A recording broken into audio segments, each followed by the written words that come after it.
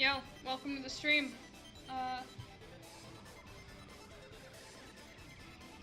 Limbin time.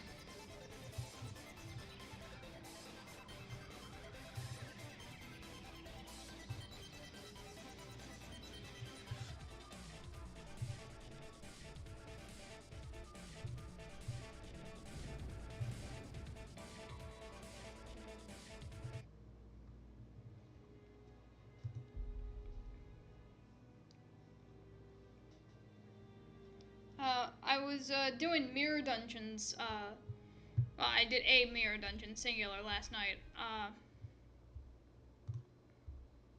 And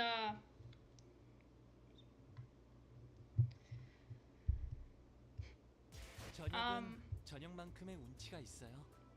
비록 여기서 제 방만큼 풍경은 잘 안 보이지만 I forgot what I was going to say. 있어서 좋네요. But I'm at the I cleared time killing time. So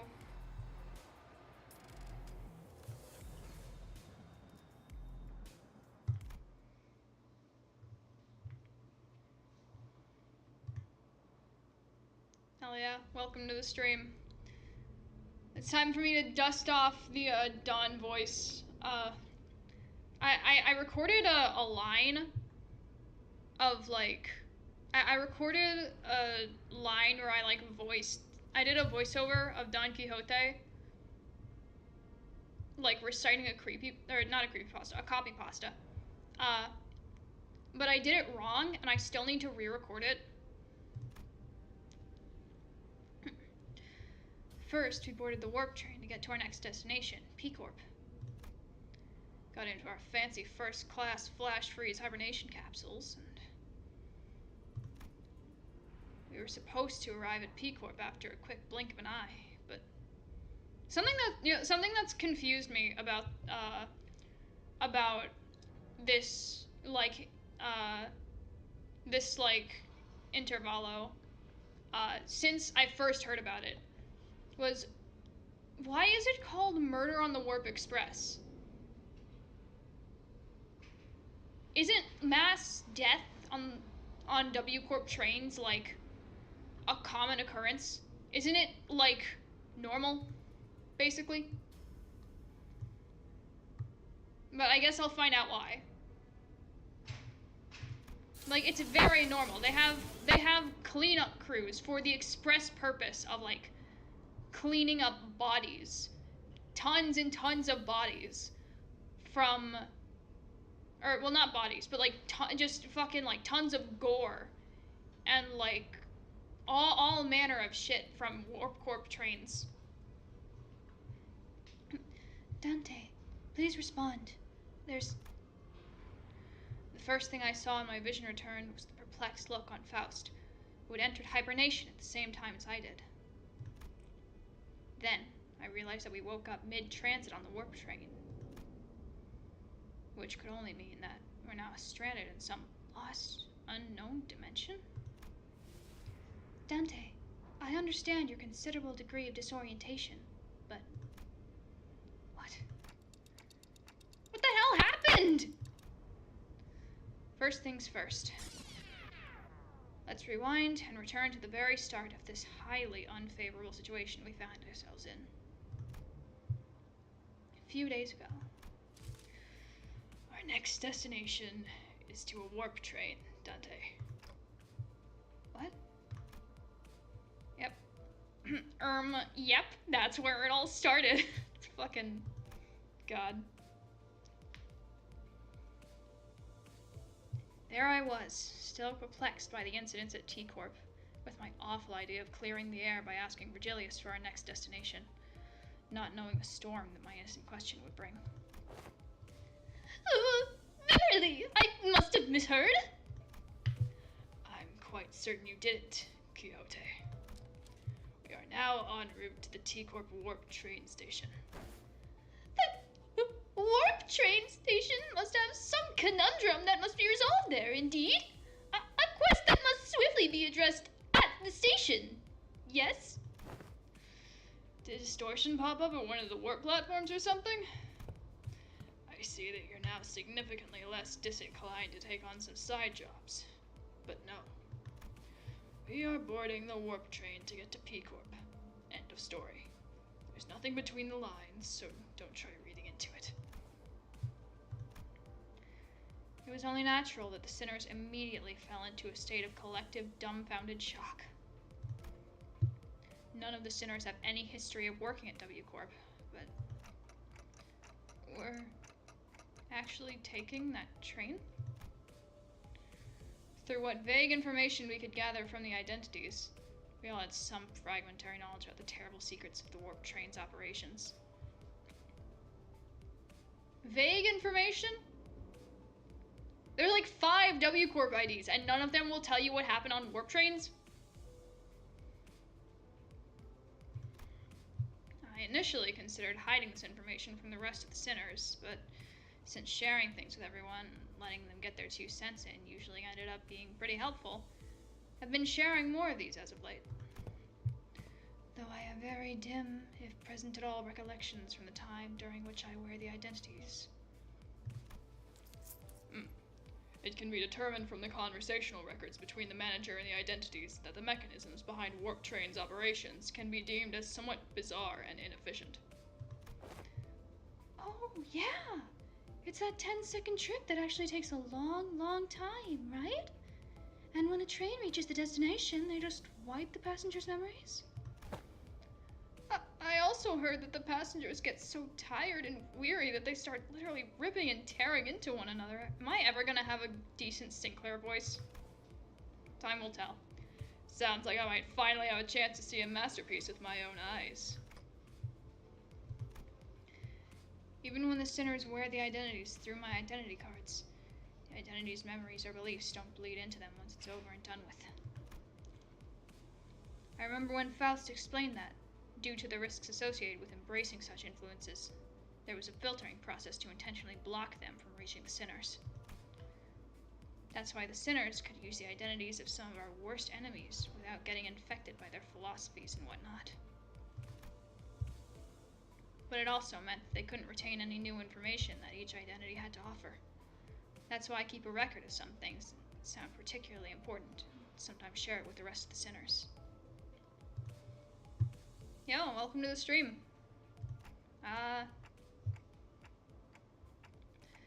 My voice doesn't really carry well past the window, so most of our communications are one-sided. But I had an abundance of W Corp identities, so it wasn't difficult to piece together the truth behind the trains. But, maybe ignorance really is bliss. Your alarmed response and possible incompliance have already been accounted for. Lady Faust? Then thou hast known this all along? Wherefore hast thou not we of this? Faust has indeed known this all along, as no knowledge is out of Faust's reach. As expected, a solution to your dilemma has already been prepared. I seriously doubt your solution involves not getting on the train, so what is it? The bus. Oh, what about this bus? There's no way this thing gets inside there's no way this thing fits inside a train car. Cadon vetoes too. No one to feed Meppy while Cadon's gone. Miss Faust. The rearmost tail cars of warp trains are all freight cars. That is where Mephistopheles will be safely fastened and transported. Alright, bye. And the LCB will... God, it's been fucking, like... It feels like it's been ages since I did any of these voices, because they're, like, so unfamiliar to me. Have the benefit of boarding as first-class passengers. The bus begins to swell with noise again, though in a slightly different air to the alarmed response from earlier. You have a good evening, too. First-class passengers? Whoa, the seats for those pompous toffs. Even on normal trains, you got those swords whose proudest accomplishment in life is planting their asses in first-class seats, while others are cramming themselves into freight cars because they haven't the cash for even an economy ticket. Hey, don't look at me! I've never been in one of those first-class seats before either. Isn't a ticket for a single first-class seat, like, as expensive as 3 or 4 months' salary of a first-year wing employee? Can our budget really handle getting a ticket for all of us? The company's budget is not a subject that warrants your concern. I heard first-class passengers get some cool bonus stuff, like personalized private capsules or something, don't they? That is the promotional language, yes. They are flash-freeze hibernation capsules, to be precise. They have been designed to easily withstand the true amount of time it takes for the warp train to travel from point A to point B. The trip will be over in the blink of an eye for the passengers. The company's regard for our well-being is unfamiliar, yet welcome. To be provided such extravagance merely for our comfort. Such occurrence is quite seldom. Right? I honestly thought they were gonna just slip us the guide and... I honestly thought they were... God damn it. I honestly thought they were going to slip just the guide and Charon into the first-class seats and ship the rest of us in economy cars. This seems like an unnecessary luxury. They should have saved their budget and given only the executive manager and their loyal advisor access to those seats. Yes, I think that it should just be me and Dante. I can be trusted. I assure you, manager, I can be trusted to I assure you, manager, I can be trusted. I can be trusted with the luxury seats. I am stable and normal.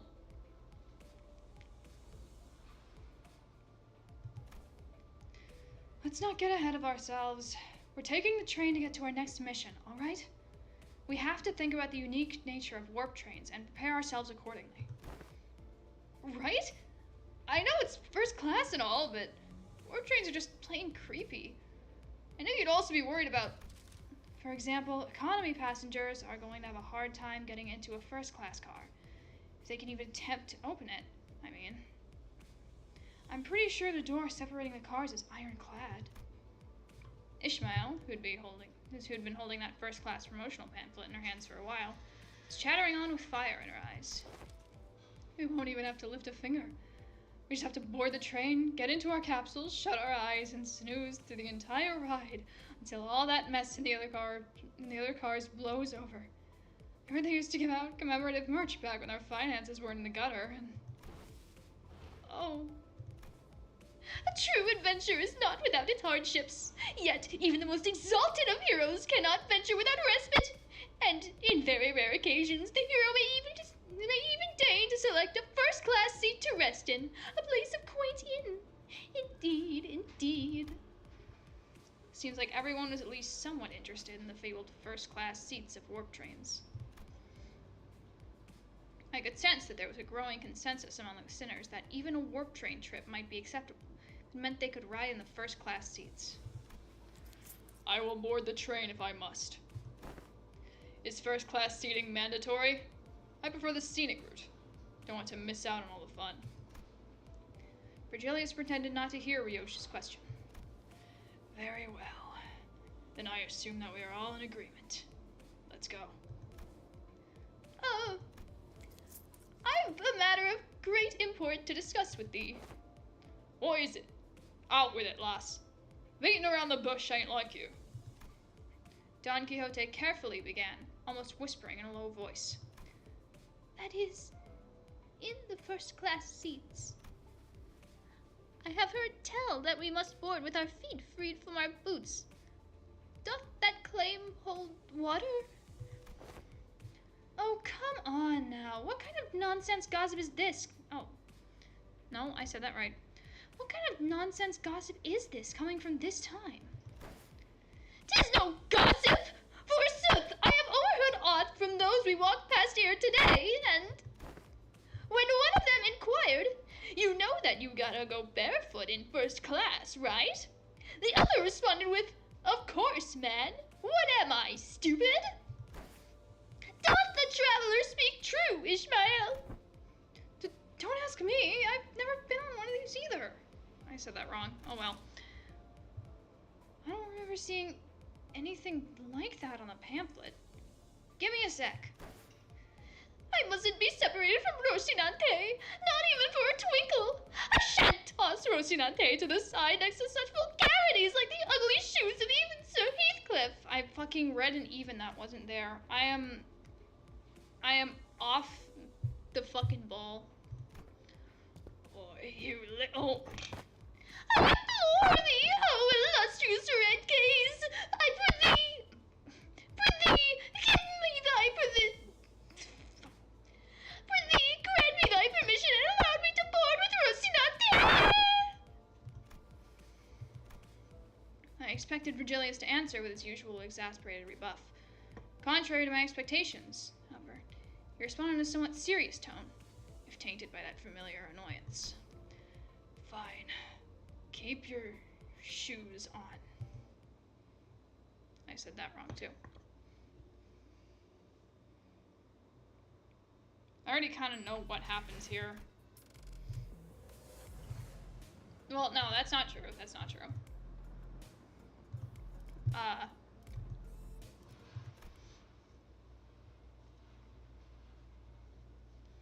But I know some of the big character twists.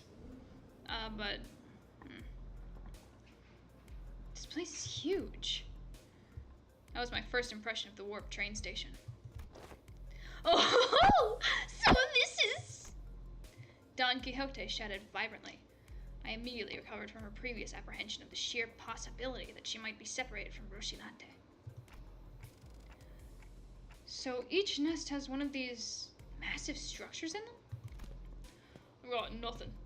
Oi, know anything about what they're asking? Heathcliff asked, gesturing toward Mirso with his chin.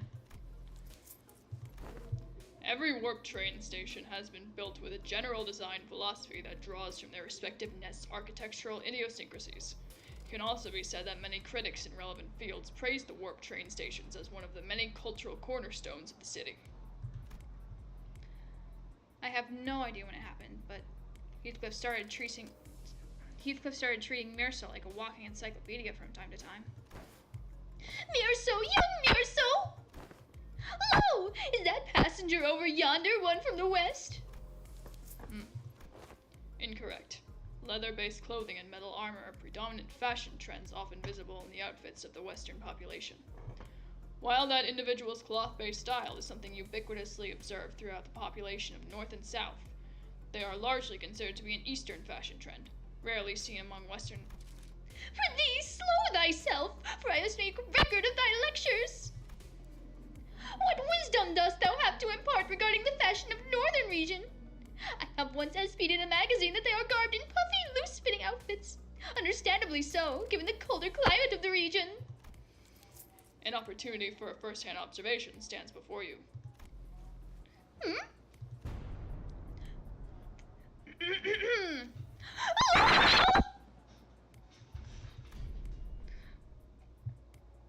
Yeah. Ah. 3 seconds of a screaming duet. One of utter fascination, one of unmitigated frustration. What the shit?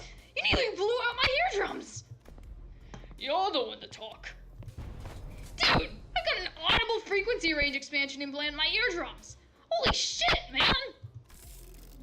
Now get the hell out of my way! You're blocking the walkway like a ragtag band of hicks who's never seen a warp train before. Damn it. I take the train all the way here for an expedition, only to lose my target. And now these assholes are trying to blow out my eardrums. Great. Just great. I love this. Guys, is it that obvious that we've never been on a warp train before? And the round-trip ticket fee came straight out of my damn pocket. Whoa, watch out, big fella. Someone might get seriously hurt if he keeps swinging those forearms around. He's holding a weapon to boot. Prithee, wilt thou stand for just... No. Wilt thou stand still for but a moment to satisfy a few inquiries of mine?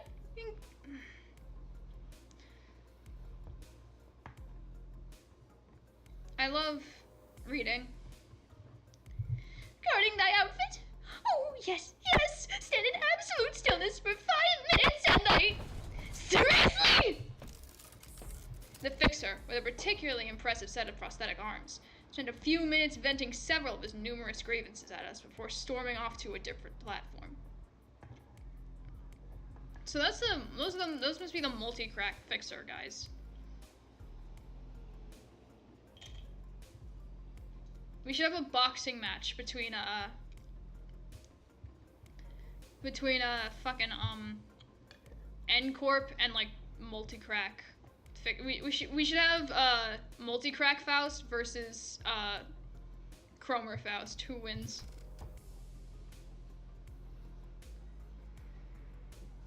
Fucking Cromer Faust versus multi-crack Faust. 3 days prep time on Mars.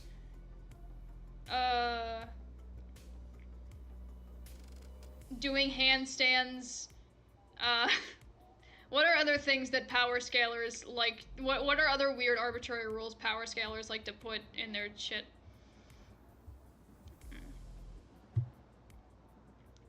Ah, indeed. 'Tis grand, this city of sundry odd personalities. Sundry? I don't fucking know. I'm pretty sure he was thinking the same thing. I guess there really are a lot of people in this city with full body prosthetics. That's when Regilius slowly walked up to our group. Well then, we'll rendezvous at the destination. Huh? Wilt the illustrious Red Gaze not ride alongside us? W Corp policy demands that fixers bestowed with a color title must board a train specifically prepared for them instead. Ooh, are you like riding the first class plus or something? That's a color fixer for you, I guess. Special treatment from the wings, no matter where he goes. Caron wants to go back to Mephi. Mephi'll be lonely. I've told you before, Caron. 3 separate times, actually. Each time I bought you one of those candies. That people aren't allowed aboard the freight cars. Then, Miss Faust. Yes. Virgilius, after exchanging a knowing look and nod with Faust, escorted the particularly peeved Charon away. Dante, let us proceed this way. We followed Faust's guidance to the entrance of our train car. Damn. Whoa. Hey, our colors are starting to come back. Oh! Oh! Hey, these must be the fabled complimentary food and drink in the first class seats. Heck yeah, of course. Quality stuff like these gotta be included with that insane pricing. The general response to this room was surprise at the rows upon rows of expensive-looking, sizable capsules. Flash freeze hibernation, huh? Guess it literally freezes our bodies in a flash? Faust, are these... Are these flash freeze hibernation devices safe? Please elaborate on your exact definition of safe. These things are supposed to freeze us solid, right? Can we really come back from something like that? A flash freeze hibernation will put you in a temporary state of death caused by rapid cellular cryopreservation process. However, the rapidity of the process prevents damage to your cells during the phase change. Therefore, in most normal cases, this will not cause any issues. Faust is aware that this model has fully resolved cell membrane breaching issues caused by cryogenic density change, or by ice crystal growths of hydrogen molecules. I missed about half of what you said, but your point is that it's safe, right? Yes, as far as Faust is aware.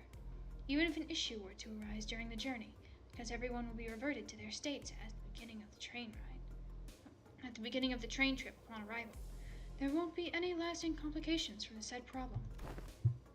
You got some real talent in dragging out something so simple as, yeah, it's safe. So many words. Seriously. Indeed, as Faust's talents are not limited to a singular field. Okay, but it still leaves a lot to be worried about. Just as I was wondering, however, I realized that there was something odd about the way she phrased that answer. As far as Faust is aware? You saying that it could be wrong? As a general rule, Faust does not err. However, Faust is also not a divine being. There are certain information in this world that Faust has yet to have access to. Therefore, while Faust may speak the facts, what is said may not always align with the truth. Okay. They don't call first class for nothing, I guess. P-Corp's way up there in the northernmost corner of the city, but this thing will take us there in the blink of an eye, huh?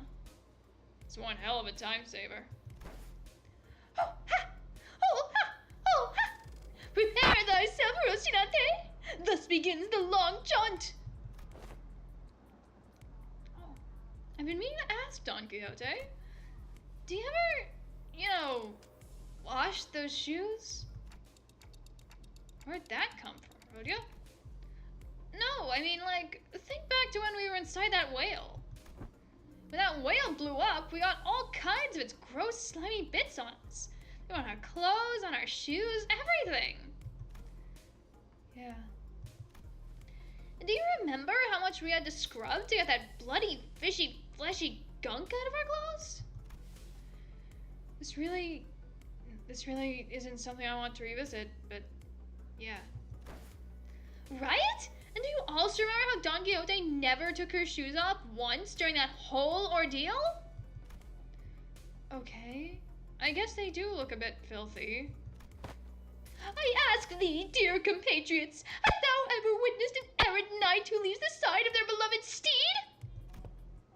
Can't say I've ever witnessed a knight before, though. Then thou shalt know, starting now. Behold it, hearken to it, and remember it well. They don't spare us even a moment of quiet, do they? Whoa, have you been on one of these, Otis? I have been treated to premium VIP seats of similar grandiosity back when. This is nothing to fuss over. Otis, who was sitting there and shaking her legs, suddenly asked Faust a question. Hey, you're confident that no accidents ever occurred on one of these first-class cars, yes? In order to prevent cases of unnecessary anxiety and misgivings among the sinners, the history of accidents that has occurred aboard warp trains will not be shared. Wait, what the... Oh, I think we're leaving soon. This is for warp train PW612, bound for P-Corp. Boarding period is ending soon. The sinners who either leave,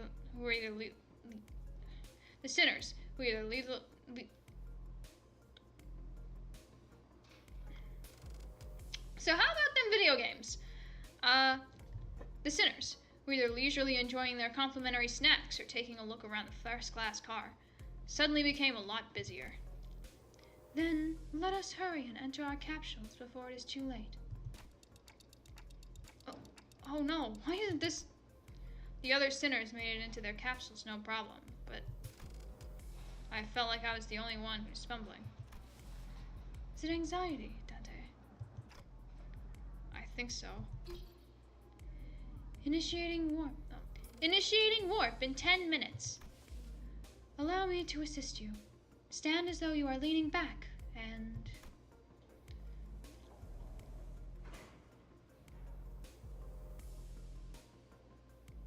Is that Don? Oh, Don Quixote.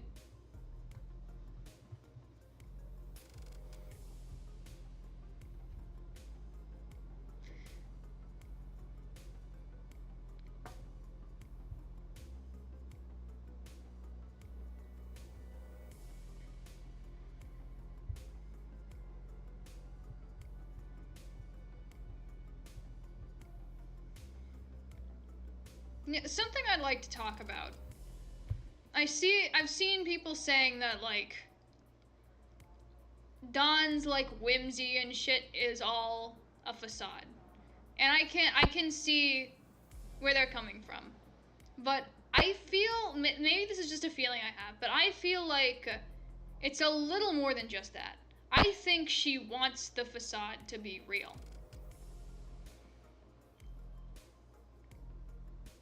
Maybe that's just me.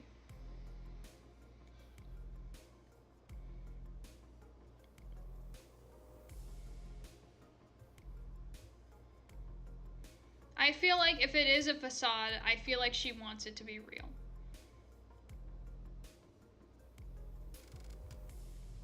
Faust expertly guided me into the capsule as though she'd done something like this before, then pressed the button inside the capsule that closed the hatch.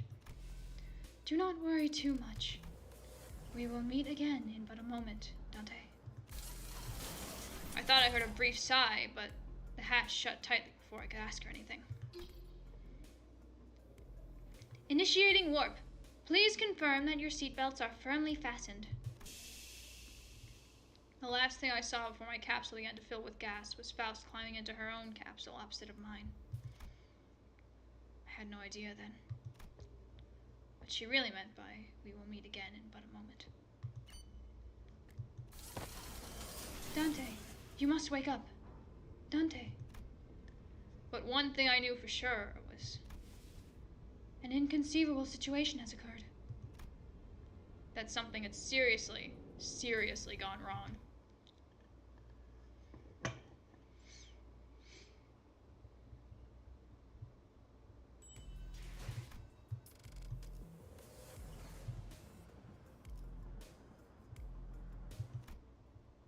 It's all story.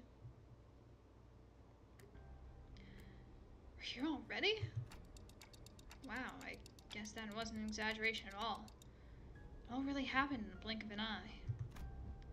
As always, Faust was giving me her usual look, which was a complete lack of any emotive expression. Which, I suppose, is why I didn't immediately register that something had gone awry. No, we are not yet at our destination.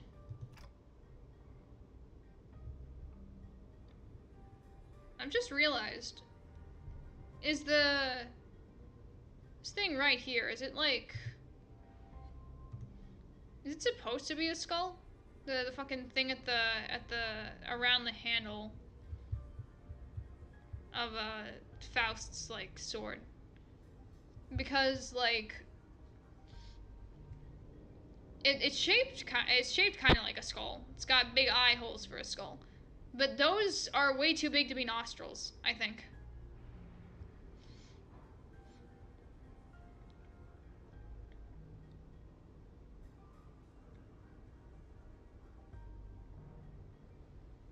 It almost looks more like a rotten apple or something.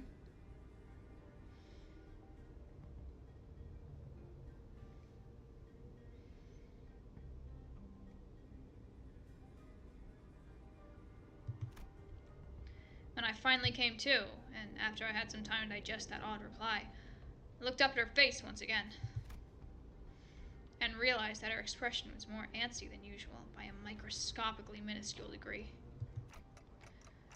So, this train is still running?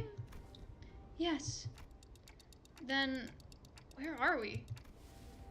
I believe we are currently stranded in an unidentified dimension. Coordinates unknown. I took a reflexive, deep breath from the sheer horror of the numerous implications stuffed into that dryly delivered sentence. When that passed, the first thing that struck my mind was that we were about to suffer the very thing that we were so worried about. Man. I have been so tired lately, I swear to God. I fucked up my sleep schedule so bad. Like, I think that's why. I think that I get, like, I think I do, like, I think I read more things wrong when I'm tired. And I think that that's why I've fucked up so many lines so far. My sleep schedule has been completely annihilated. Yesterday, I went to my college campus. I'm gonna be moving before long. I'm gonna be moving away before long. So I went to my college campus so I could, like, properly drop out. Because, you know, I can't keep going there if I'm moving away.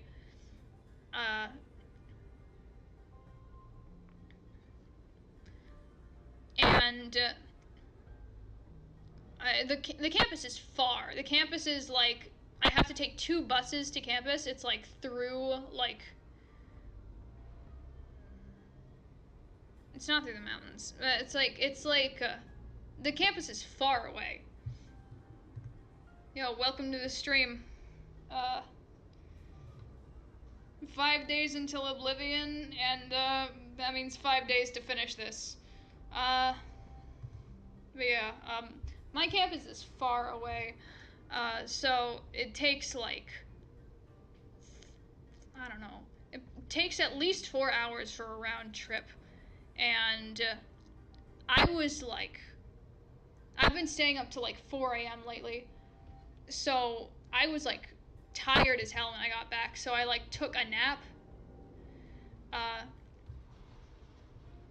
and, like, I woke up, and it was probably, like, 7, and then I stayed up until probably, until 5 a.m., because I got that, the thing I posted on my community tab on the main channel, I got the nonsensical video generator, and I was just, like, up trying to, like, generate the perfect nonsensical video of, like, Super Origami Kingdom shit. And I couldn't get it right, so I kept changing the parameters, and it would take forever to render because I had it had to, like, clip these videos at random points like 300 times because I set, like, the clip limit to, like, 300. And I just kept changing the parameters slightly and generating new videos, so it kept me up until, like, 5 a.m. And I woke up at 1 a.m. today, or 1 p.m. I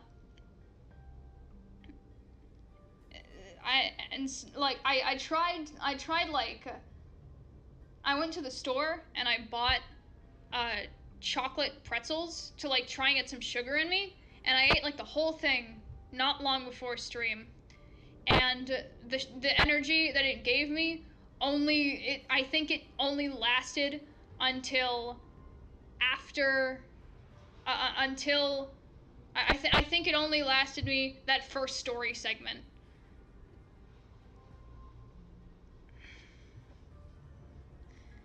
This is without a doubt a certified gamer moment. But anyways, when that passed, the first thing that struck my mind was that we were about to suffer the very thing that we were so worried about. I see. But I soon found myself calming down. Yeah, this had to be a fart of You see what I mean? You see what I mean about fucking up more lines? A part of Faust's plan. Love that. Yeah, this had to be a part of Faust's plan. She probably saw this coming from a mile away. I'm sure she's about to proudly tell me every little detail of her plan that'll help us out of this situation. But this is all just a part of the plan, right? Faust? I think this is when she gets disconnected from the Faust cord. That was an unusually long silence from Faust. You are half correct, yet half incorrect. With that, Faust left me to flounder in the chaotic stream of vaguely terrifying information, and she began stopping by each capsule to wake the sinners. Oh, we're here already? Man, it really happened in the blink of an... No. Ooh, what's this? We're here already? For real? It really happened in the blink of an... No. Whoa, we're here already? I guess I really was worrying over... God, I need to find a good voice for Sinclair. I cannot for the life of me imagine what Sinclair sounds like. No. Oh, no. Yet I have not uttered a single word. There was a brief cheer, a little hurrah about regaining our colors, followed by a flat-toned explanation of our current predicament, which was then followed by a long, loaded silence, which was a sequence of events I had the pleasure of watching play out on about 10 consecutive occasions. Dante, I understand your confusion. However, perhaps an elaboration of our present circumstance is necessary. And that brings us to the present. Let me get this right. This train's still running, and we're drifting through some unknown dimension? Oh, aught about that striketh me as quite dramatic. I think it might be the Don voice that, like, really...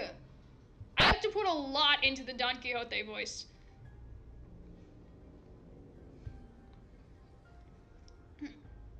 I think that might be the #1 thing that drains my energy. I cannot imagine what what the readings are gonna be like how I'm gonna read it. When I have to, like, when I stream, like, her Kanto. Well, actually, if she turns into the, if she turns into the, if she actually ends up, like, looking like she does in the Battle Pass graphic, like in the preview, I get the feeling like her personality will change. So, like, that might make it easier. I can probably drop the vibrato if that happens, because, like, the vibrato is the, oh, it's the wavy voice. So it'll probably just kind of, it'll sound a little more like calm. But who the fuck knows? Most importantly, are you saying you already knew this would happen, Faust? Yes. Because Faust knows all outcomes. We've covered this! Get your head in the game, Gregor! What the hell is wrong with you? Huh? The sinners each begin to voice their anger. Of course, this wasn't the first time Faust and Virgilius intentionally and knowingly omitted certain details about events in our path. What, are you insane? It's not like we can just retreat or jump out that door when stuff hits the fan. Opening the door will result in nearly immediate destruction of the physical body. But hey, Fowl, at least you know what to do. At least you know what to do like you always do. You've got a plan, right? Right? Faust, whom I had rarely ever seen a loss for words, was unusually slow to respond. What's up with her? Lost looks totally out of it today. She gives me a sideways glance. God, I love doing the Heathcliff voice. I am so serious. There must be something she can't discuss in front of the sinners. Guys, let's pause for a bit. She said that something inconceivable's happened. The other sinner's anger was completely understandable. It also makes sense that this continued lack of communication was harming our trust in Faust.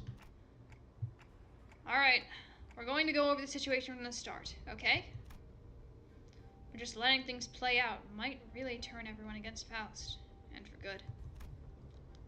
Besides, I doubt Faust woke us up in the middle of the trip just to spite us. First things first, I gotta get the sinners to calm down. Then I'll ask Faust to tell us what happened. If there's a problem, we'll figure it out and deal with it as we move along. Tell us what's going on, Faust. All of it. And in a way that we can all understand. Let's hear her out first. Is that okay with you guys? If you say so, I'll go along with it. Fine. Suppose losing my rag rarely ever did anything. Thank you. Then, After some time, the gist of Faust's explanation was as follows. The cause of this issue, as always, involved a certain contract and a unilateral decision from the higher-ups of Limbus Company. W Corp caught wind of Limbus Company's recent distortion contract management promotions and decided to contract us to deal with a mysterious, repeated series of incidents suspected to have been caused by a distortion, after multiple failed attempts to resolve it on their own, of course. Whatever. the distortions themselves likely did not pose a problem for W Corp. Based on the available information, it can be determined that they will all have been neutralized as soon as the train arrived, and any transformed passengers would have been reverted to their human forms. But The real issue was that the passengers were disappearing. passengers spirited away? Alas, is such an impossibility aboard these trains, is it not? Oh, such is... God, I need just in, an entire day to, I need to go into a coma for, 2 days, at least. And I need to wake up fully rested. And then I'm going to need to enter, a fucking hypersleep before I do Dawn Canto, before I stream Dawn Canto, so I can manage to do her voice properly throughout the entire thing. And so I can read all the lines correctly. I just need to pass the fuck out for 2 days. Alas, such an impossibility. Such is an impossibility aboard these trains, is it not? Oh, I read it wrong. That is the question for which we must discover the precise cause and effect of. Did W Corp share anything to get us started? That appears to be the most prominent cause of this misunderstanding. She explained that W Corp refused to share anything about the trains because they were concerned about maintaining the secrets of their singularity.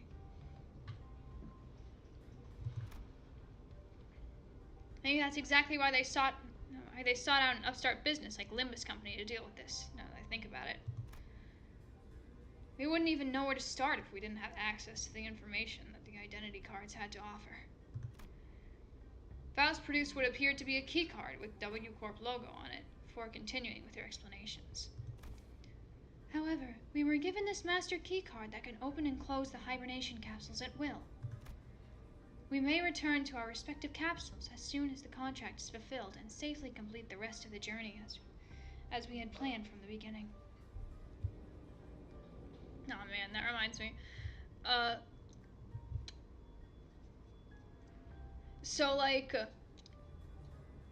When it comes to the gacha, EGOs fucking hate me, it feels like.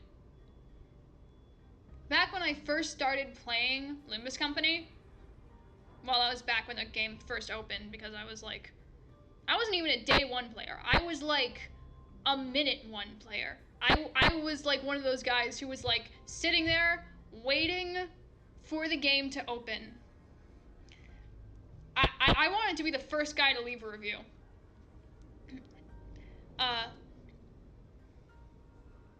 And I was sitting there at my computer with my phone next to me, just waiting for the servers to open.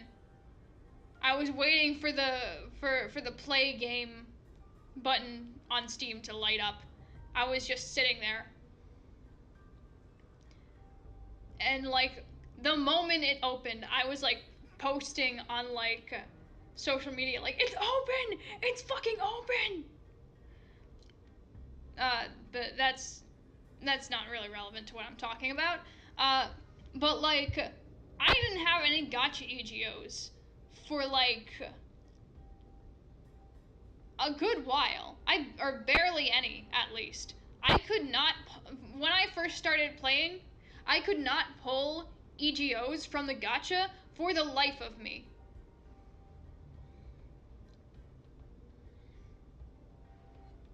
So, and they still seem to kind of hate me, at least the ones that I want. So, like,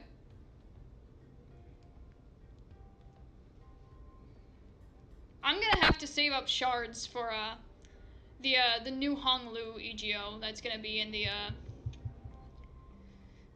next season. The one with the rose and the thorns and shit. I can't remember what that abnormality is called. Cause I've seen it in the mirror dungeons.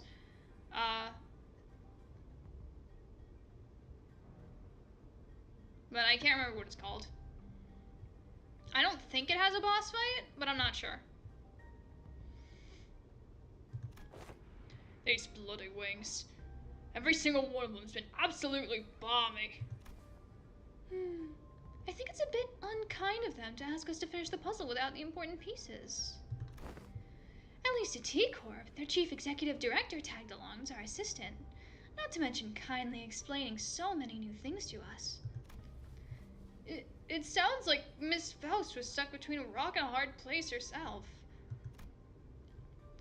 Some sinners grew more receptive after her explanations, albeit with a sigh.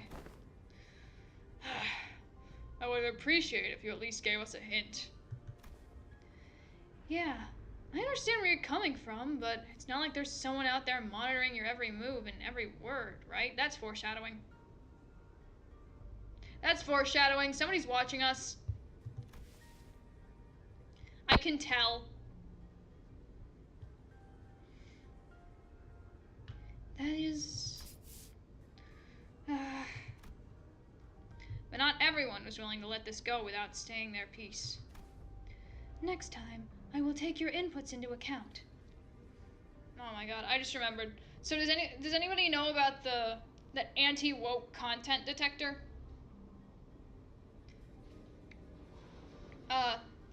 Something that I found very funny about that.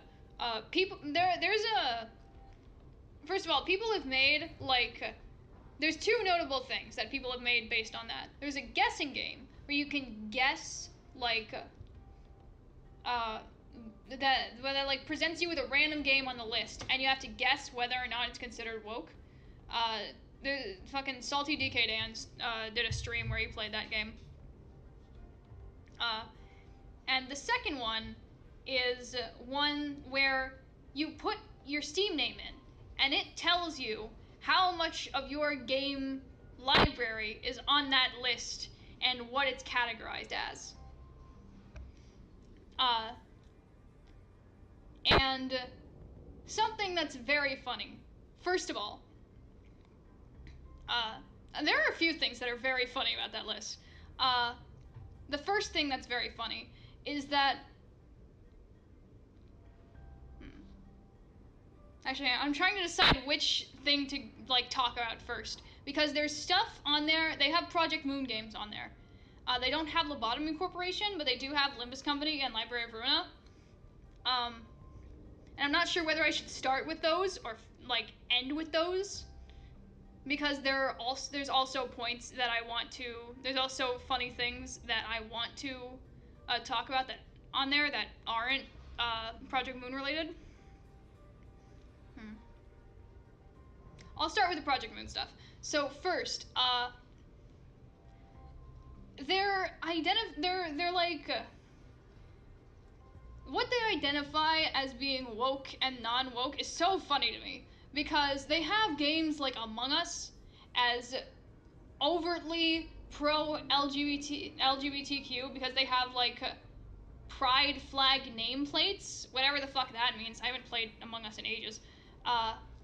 But they consider Library of Ruina to be somewhat woke when they have heavy social commentary on, like, class struggle and, like,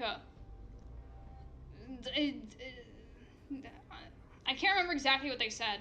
There was like something about like transhumanism or something, and I don't understand how that's considered to be less woke than fucking pride flags. The way conservatives decide what's woke and what's not is so weird to me. Because I'm about to go on a fucking tangent, I swear to God. It feels like conservatives determine what's woke based solely on what they can see with their own eyes. Like, I'm not the most media literate person out there, right? I'm not like, I'm not super intelligent. That's why I use the win clash button, right? But like,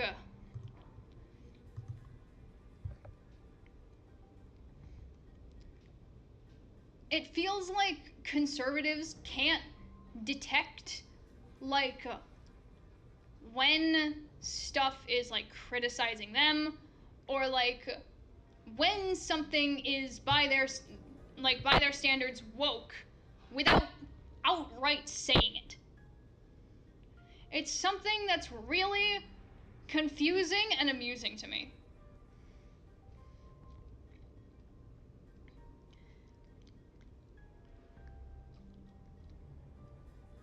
And the last thing that's funny about the anti-woke game list is how it makes them seem like they're pretty much illiterate. Because there are games on there that are literally called... There is one game, I don't know if it's still on there, but there was one game that was literally called A Gay Love Story about gay love. That was obviously marked as woke. And the reasoning was because it features a gay love story. And it's like, why did you feel the need to add this? Does the title of the game not tell you that? Does the title of the game not explicitly tell you that the game is about gay people? It's so confusing to me. Anyways, making fun of conservatives, done. Back to game. Next time, I will take your inputs into account. And that's everything I can do for her. It's an undeniable truth that Faust has disappointed the sinners with what she's done. But she is Faust, after all. I'm sure she has backup plans of backup plans to get us out of the situation. So what's next on our agenda? Yeah, what's done is done, right? Besides, it's not like we gotta rot away for thousands of years inside this metal box. That is something I must first discuss with Dante. Discuss? But discussing things with other people is very unlike Faust. What are we discussing, Faust? We must converse in a lower volume, Dante. Why are we whispering? Her secretive attitude only exacerbated my already battered sense of safety. My connection to Gesellschaft. I mean, Faust, has been severed. I'm sorry, what? I cannot access Faust's knowledge at the moment. I guess I really was right to be anxious.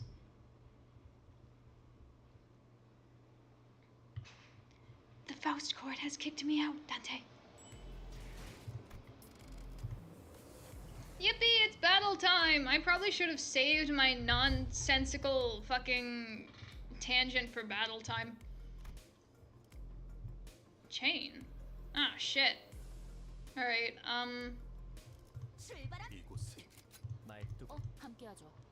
and Otis, please do not shoot your teammates. It would be really cool if you shot the enemy and not, actually, you know what, I'm gonna do what no Project Moon fan has done before, and I'm going to read her skills. I'm gonna read her skill. I'm gonna read I'm gonna read the skill, like, parameters or whatever they're called, the information on the skills, so I can understand why she's shooting her teammates. Alright. Deal X value burn on the target. Actually, it's this one that shoots the teammates. Okay, gain 1 magic bullet. Lose 1 magic, before attack, gain 1 magic bullet. Lose magic bullet, -1. X5 X SP.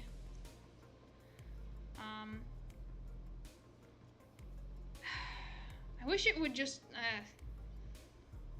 okay, lose magic bullet. Attack weight becomes equal to magic bullet value.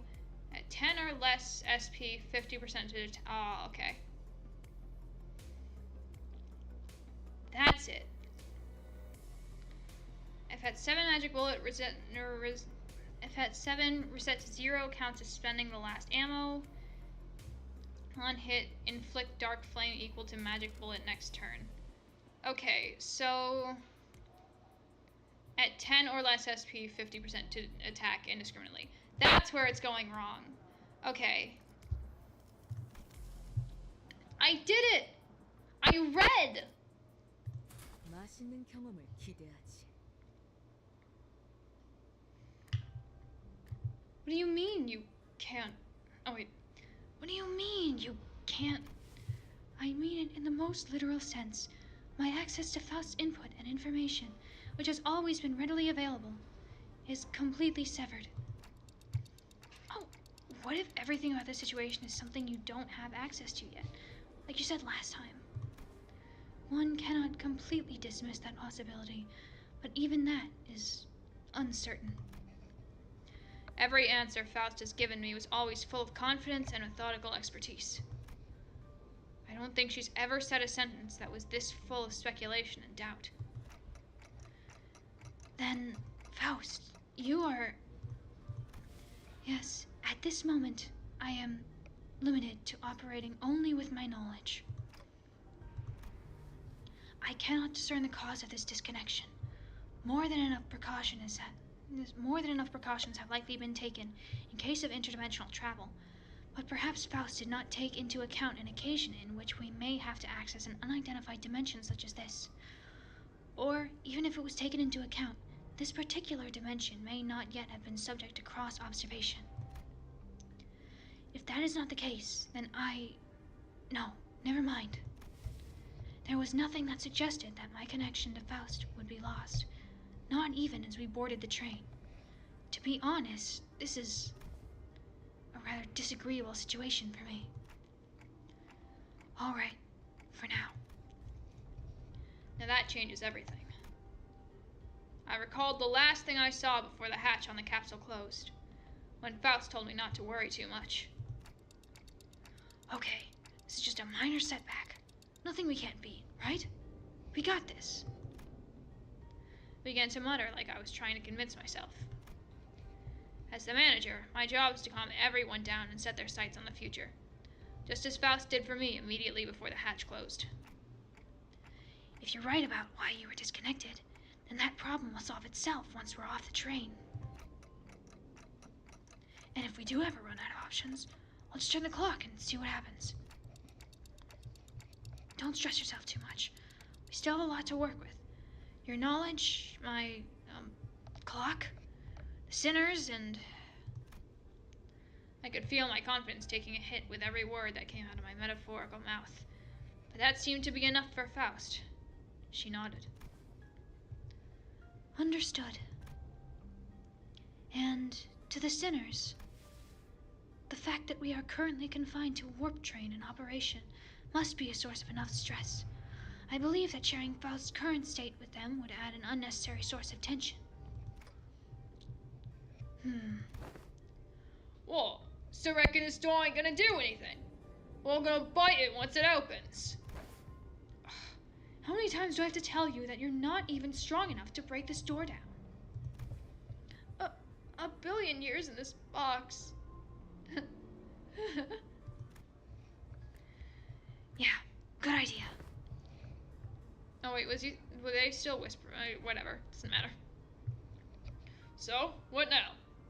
Do we have to take a searching sweep around each car or something? In the grand scheme of things, yes. Faust cleared the air with a cough before continuing. By A-Corp's standard timescale, approximately 3 days have passed since our departure.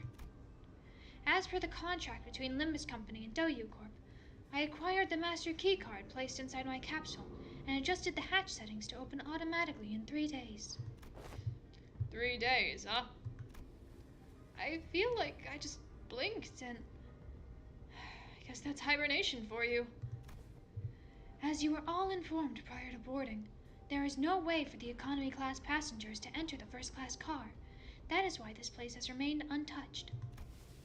However, cross-referencing my own deductions and W Corp's rather fragmentary explanations, I can assume that the situation is currently under progress in the economy class cars. The part where they thrash the shite out of one another, tearing their limbs off, all that mess? No, I doubt that. I don't think it gets that bad in just 3 days. Besides, that's supposed to be business as usual for W Corp, right? There must be something else that's out of the ordinary that they want us to deal with. Precisely. In my opinion, it is... Hold that thought for but a moment! Just as Faust was about to continue, Don Quixote raised her index finger to her lips and signaled her to be quiet. Dost thou hear aught as I do? Scratching, nay, rapping, forsooth, past this gate must be. Who else would be rapping behind the door? It's gotta be, whatever. Mediocre joke. As Don Quixote kept listening with her ear to the door, an odd expression of half curiosity and half horror appeared on her face. It is possible that there must be... Lady Faust? After that very distressful noise, everyone simultaneously turned their heads to look at Faust, who closed her eyes briefly in thought.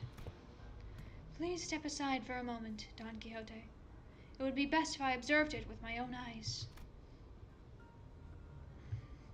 With that, she produced the master keycard from her pocket and approached the panel installed next to the door. Whoa, hang on a minute. You're going to open the door? I intend to follow your usual flavor of suggestion, Heathcliff. That there are times in which a physical altercation is preferable to detached ruminations.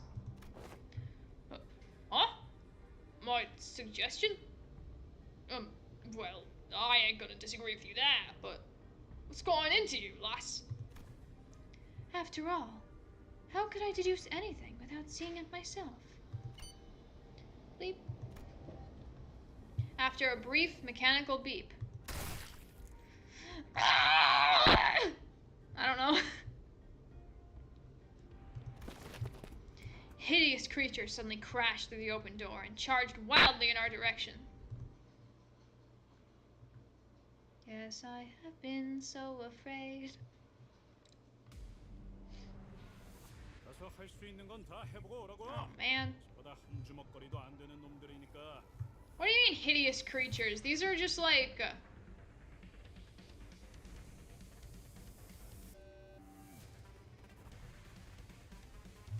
Man. Hideous creatures, and it's not even like Lovetown level.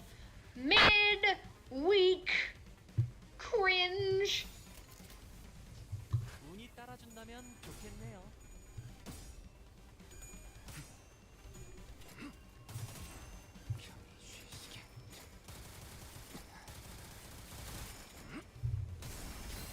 God. Fucking,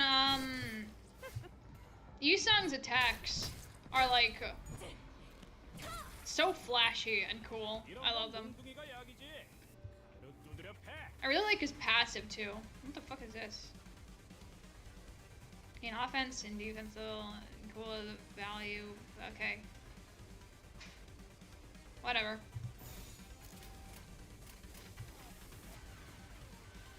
Yeah, Solemn Lament Yusung is like so cool. 탈출 개체 확인. So now that it's battle time, I'm gonna start talking about whatever the fuck. Something I tried to do a while back.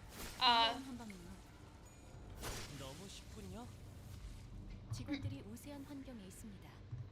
관리자님이 I'm a 제 말을 집중해서 듣고 있었다는 결과이죠. 이런 과정들을 통틀어 신뢰라고 I'm somewhat fond of, you know, making like mashup stuff. I have been 적인 대처로 for a while. It's pretty fun. And something that I tried to do. 말 따위 쉽게 하지 않아요. Oh, never mind.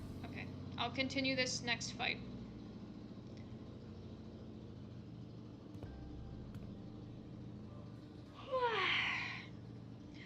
Lady Faust, however similar in appearance they may have been to the passengers, verily, 'tis as though they were in complete want of sense. Like people politified by the whale. Don Quixote hesitated until the last second to raise her weapon against them. She hung her head mournfully. Normally, Faust would have told her more information about those monsters before the fight began. She would not have been burdened by the sheer thought of bringing harm to the innocent. Faust began searching the area, closely observing various bodies in the general area for information. You appear particularly inquisitive today, Miss Faust. Yeah. Aren't you usually the one that knows all the answers while we're racking our brains trying to come up with something? Sinners were starting to feel that there's something off about Faust's behavior. They might even soon realize there's something wrong with Faust. Don Quixote, they are not dead. Huh? Observe closer. The parts are all tethered to one another by something, are they not? Oh! It appears the flow of time has ceased in this space. Therefore, it follows that the connections that tether bodies to life and away from death remain intact. To my relief, Faust managed to correctly figure out what's going on like her usual self, even if it took her slightly longer than it usually does.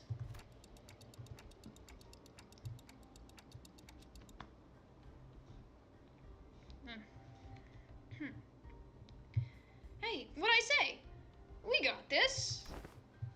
Huh? What was that about? Oh, nothing. But I'd forgotten that not all sinners were content with nodding along to whatever information Faust told us. The flow of time has ceased aboard a warp train, is it? Yi-san grew pensive. Seeing that, Faust's lips parted for a moment before closing shut. I was starting to get a good read of her expressions. That was an unmistakable look of regret, however short-lived. Howbeit, would it not be more accurate to muse that the flow of time has decelerated to the point where, to an extra-dimensional observer, it has slowed to a stop? What is your perspective regarding this suggestion? Yes, that is a most rational suggestion, Yi-san. Did Miss Faust just get something wrong? Wow. Yi-san sure is a time expert, right? Can you summarize it in easier language now that we're talking about it anyway? Gladly, if you would allow me. Yi-san began to elaborate with gentle enthusiasm. That was close. To speak in brevity, it can be said that death is not an element aboard this train. And? Can you maybe speak in a little less brevity? To elaborate. Verily, this one's heart beats still! Don Quixote lowers her head and listens closely to what appeared to be a dismembered torso, and shouts with relief. Their state is akin to an unassembled jigsaw puzzle, merely immobilized and separated. Though their corpus has been sundered, the concept of death is at a state of, for all intents and purposes, eternal delay aboard this train, existence and continuance of moratorium.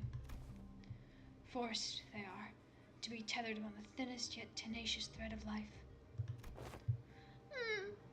I ill understand what hath been said here, yet they are not dead all the same, If their severed parts are all connected, then it can be said that no matter how entangled their bodies become, it is not impossible to eventually gather their parts together to form a single passenger.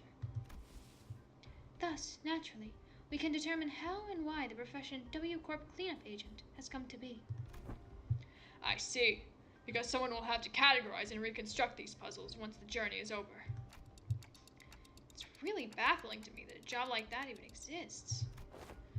Ever seen a wing that wasn't baffling in every sense of that word? Still, I guess that means that as long as the train arrives at the station, I'll be put back together like nothing happened. From what I learned through the W Corp identities, their main job is to gather chunks of flesh together to bring them back to their original shapes before they board the trains.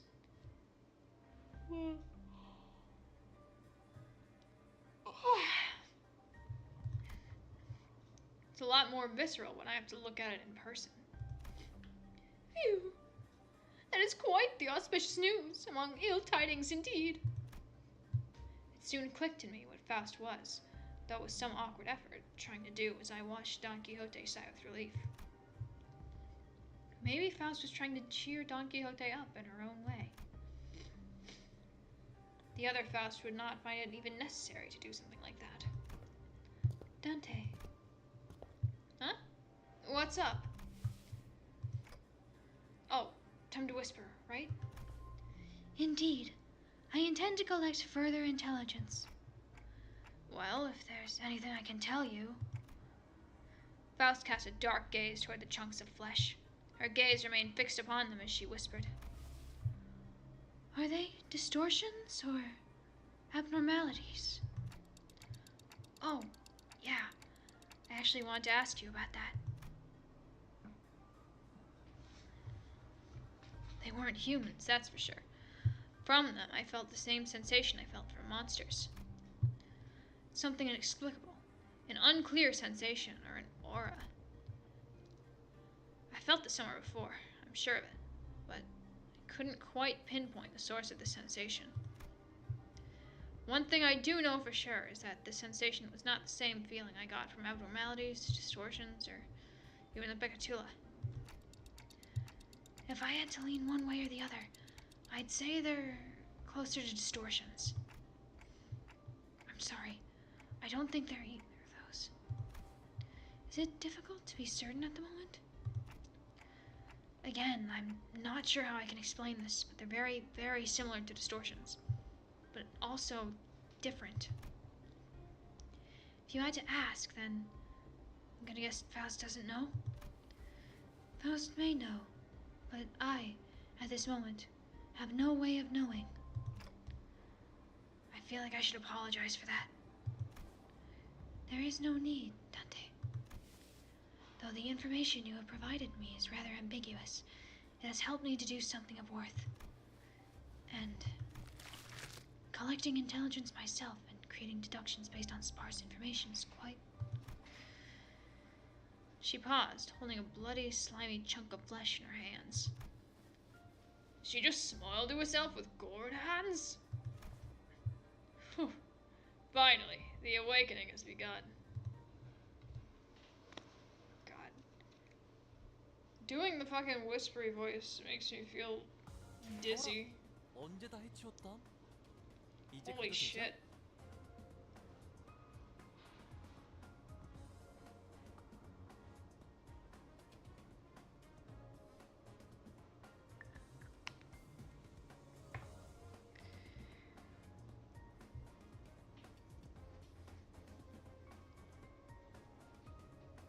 Thank God, I need to fix my sleep schedule.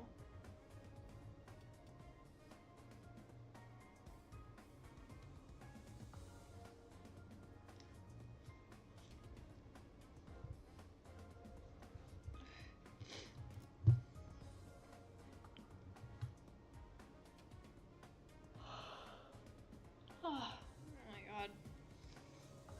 My head feels like it's spinning, holy shit. I might need to make this one a shorter stream too.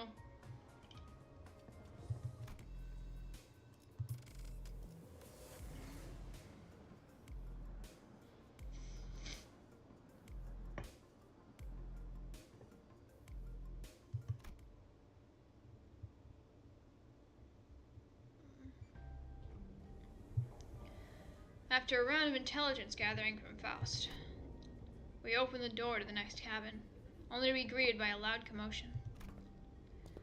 It sounds like there are other survivors? Ah, passengers in danger! Worry not, for I have arrived to... I think I might try to tone down the Dawn voice a little bit. I might do like a half-assed Dawn voice. Because I'm so tired, I feel fucking almost dizzy. Whoa, whoa! Don't come any closer! Who the hell are you guys? A four-armed woman suddenly jumped in our path. She appeared without warning. Faust stumbled a little.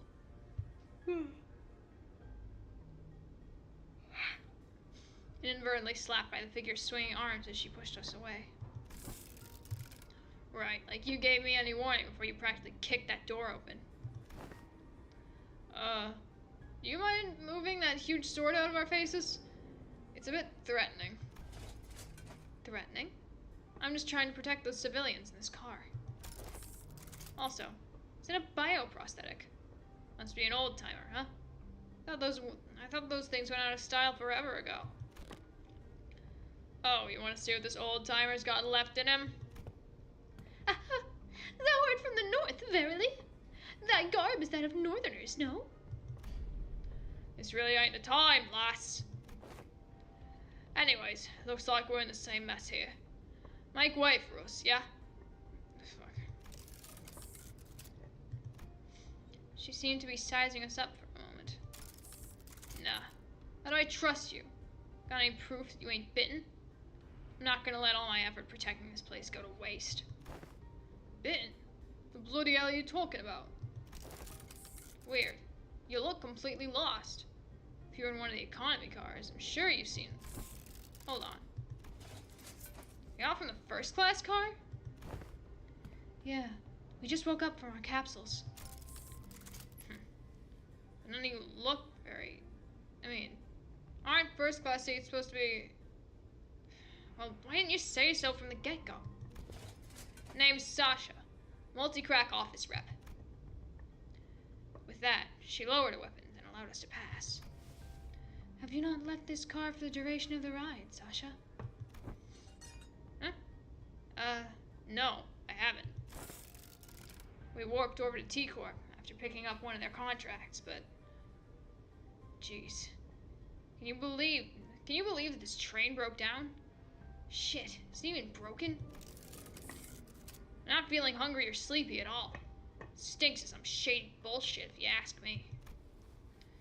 You can feel all that, even in a prosthetic body? Man, how can I live without my favorite hobby? Drifting into a sweet nap after a pleasant meal. So I made sure to get high quality parts from it so I can still feel hungry and sleepy. Hasn't something else of note also occurred? You bet your ass did something else of note go down. How distracting. Is it hard for you to speak without being so hyper? Or at least stop swinging your arms around like that. Can't do that, friend. I broke all my prosthetic arms in a fight, so I'm calibrating a new set. Gotta keep swinging them if I wanted to sync up with the other parts anytime soon. Anywho, I don't know what the hell's going on, but people started turning into some weird monsters all of a sudden. I haven't a goddamn clue as to who they are. Don't seem that they can understand us either. Good thing my train car didn't have a lot of those monsters. I just chopped what monsters there were to pieces and hauled civilians to this vacant car. 3201 red colors. 3202 red colors. You have decided to protect them, despite the potential risk that they may transform as well. But of course, 'tis expected duty of any valorous fixer to stand guard in the front lines against evil to protect the weak. I've been keeping a close eye on him for the last 3 days, and so far, 0 transformations. Go past this car, and you'll see what hell on earth really means. Those monsters are constantly trying to claw their way to the front of the train. So if you ask me, I'd wager some shit went down right there at one of the train cars in the back. It spread like wildfire till it reached here. I see. And that's all I can tell you about the situation. So, what's your story? Why do you rich, first-class folks suddenly decide to grace us peasants with your presence? Nothing that's happening here could have made it your swanky first-class cars, so what's your business down here? W Corp has hired us to solve this case. We are, fixers! Indeed, fixers. Faust nodded reluctantly as she affirmed Don Quixote's boisterous declaration. Huh. They got every single one of you. First-class ticket? Your office must be rolling in the dough. Wait a goddamn second. So W Corp already knew that this would happen? But, you really contracted to a wing? Not sure if I trust you. As you must be well aware yourself, contracts and contract fulfillment are of paramount importance for fixers. With that in mind, please recall that W Corp is one of the most secretive wings of the city. Non-disclosure agreement, huh? Makes sense. I wouldn't want to deal with those Ophi boys anyways. I wouldn't deal with those Ophi boys either. Cock. Anyways, still gonna have to ask for proof that you're actually contracted by W Corp. This is the master key card given to us by W Corp. I believe that it can open most doors aboard this train.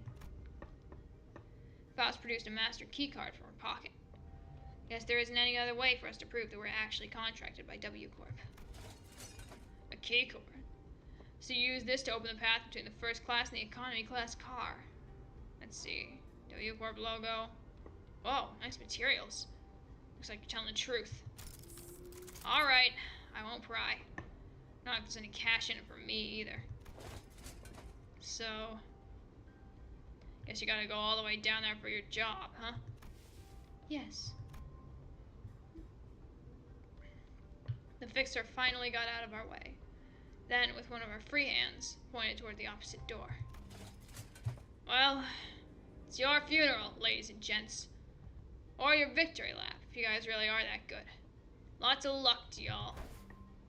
I thank thee for thy words of courage, Fixer Sasha. I shall trust thee with protection of this fortress. For thee, protect the innocents in my stead.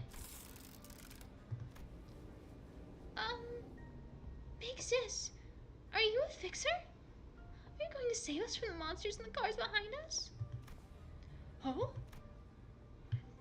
Just as we were about to reach the other end of the car, a little passenger pulled on Don Quixote's coattails. I forsooth. Whoa. Are you a famous fixer? Forsooth once again. Thou mayest know me as a profoundly illustrious fixer. Whoa. I want to be a fixer too. Just like you. Don't pester the lady. I'm sorry, she's my daughter and... Ha ha ha. Worry not thyself. 'Tis no bother at all. Thou must dream of becoming a fixer thyself, little squire. It is fortunate that someone like yourself is aboard the train. Your presence ensured that child's survival. What you talking about all of a sudden? Come on, no need to keep up appearances between people in the same line of work. I'm just here to collect some sweet, sweet emergency contract fees from each and every one of them. You two on something or what? I see. I don't think Don Quixote needs to hear what you just said. Didn't know you could be like that, Faust. Be like what?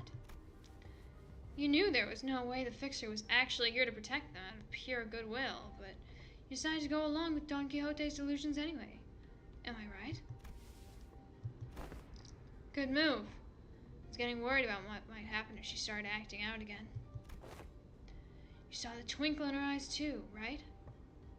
Don Quixote's always been energetic, but she's been especially bouncy today. Eyes. Faust strode towards Sasha with a question. I have one last thing to inquire. It'll be 30k on per inquiry.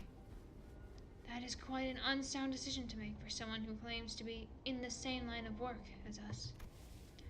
Have you considered the possibility that, once our contract is successfully completed, we could include references to a particular cooperative associate office in our report to W Corp? Whoa, you serious? Well then, let me hear it. Were the eyes of the monsters you faced red by any chance? Sasha paused her swinging arms for a moment upon hearing that question, appearing to either be in thought or trying to recall something. Then answered. I don't know? Those monsters were red all over, but is there something special about their eye color? Well, for one, my prosthetic eye is red. That passenger over there has got red eyes, and... Oh, you over there. That lady with the big swords also got red eyes. What? Someone out there paying cash for info on red eyes or something? No, well... It was a question of no significance. Faust nodded lightly in her direction, then opened the door to the next car.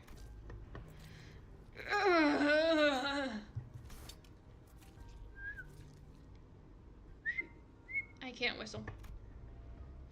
It was just as we had feared. The scene that appeared before us looked like it came straight out of a painting of hell.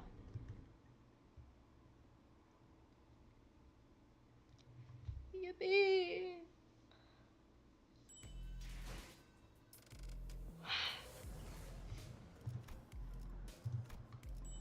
Yeah, I gotta save up my lunacy. 죽음 충동 억제, 관념 봉인.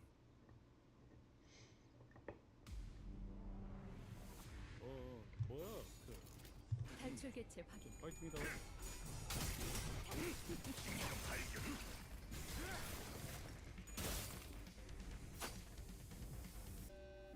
응원하는 게 도움이 되긴 하려나? 명령대로 힘내긴 해보자고.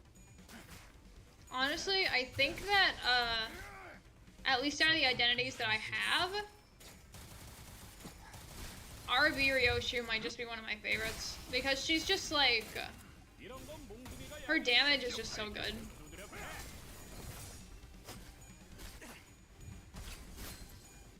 Like, look at her go! You see that? 참, 이런 상황인데도 어떻게 끝이 보이냐. 조금만 더 해보자.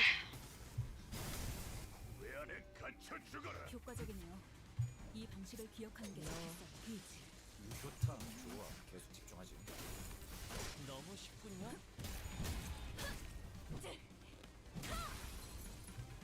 효율적인 대처로 개체를 꿰뚫었습니다.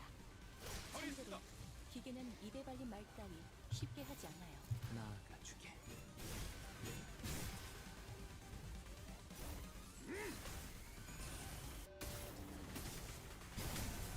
왜 안에 갇혀 죽어라. 너무 쉽군요. And done.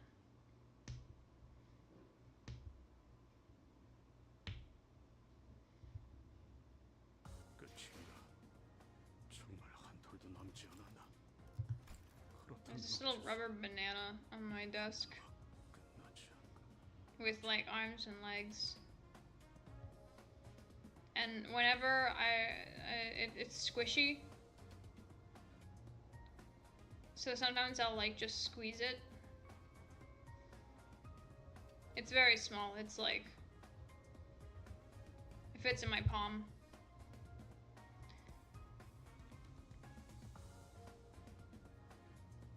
But like when I squeeze it, it gets something or other all over my hands. Oh.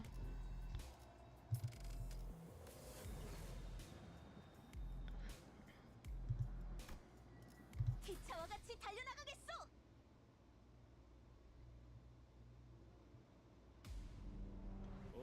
뭐야? 목을 내놓고 있도록.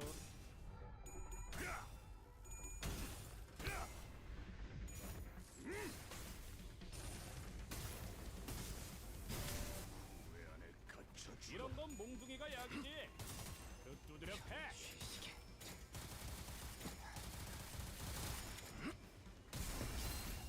I love apples so much. Apples are so underrated, and I'm so serious. If you're ever looking for apple recommendations, I would say go with Fuji. If you're looking for something that's like,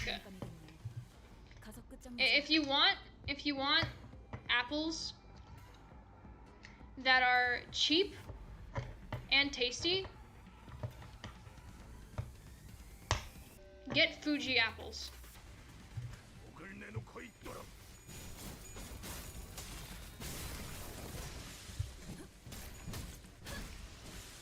효과적이네요. 이 방식을 기억하는 게 좋겠어요. Red delicious apples are honestly not that good. I think I used to really like red delicious apples. 123 fucking damage, my god. 기자님은 당신이 생각하는 것보다 대단한 능력을 갖추고 있다고 제가 늘 말씀드렸죠. 운이 따라준다면 저는 좋겠지. But anyways, nowadays at least, I'm really not big on red delicious apples. I got a thing of red delicious apples at Target once, and they were really mid. 너무 쉽고 Honeycrisp I used to really like. I usually just get Fuji apples because they're like cheapest. 빛의 기록이 감지됩니다. Gala apples are also not bad. 조금 더 활발한 성격이었다면 당신과 꿀 같은 걸 시도해 보았을지도 모르겠네요. 이제 효율적인 대처로 개체를 꿰뚫었습니다. 참고로 I forgot to 빨리 말까지 take the dead batteries off my desk again. It's probably not safe to have them there. I really need to figure out how to dispose of them, assuming I don't just toss them in the trash. I'm gonna Google it. I'm gonna fucking click the win rate button and then I'm just gonna go Google it. How to dispose of AA batteries. 찢어 발견. 찢어 놓아주마.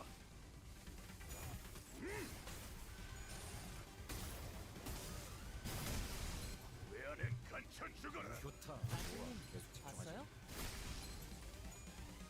너무 쉽군요. 최고의 선택이었어. 관리자.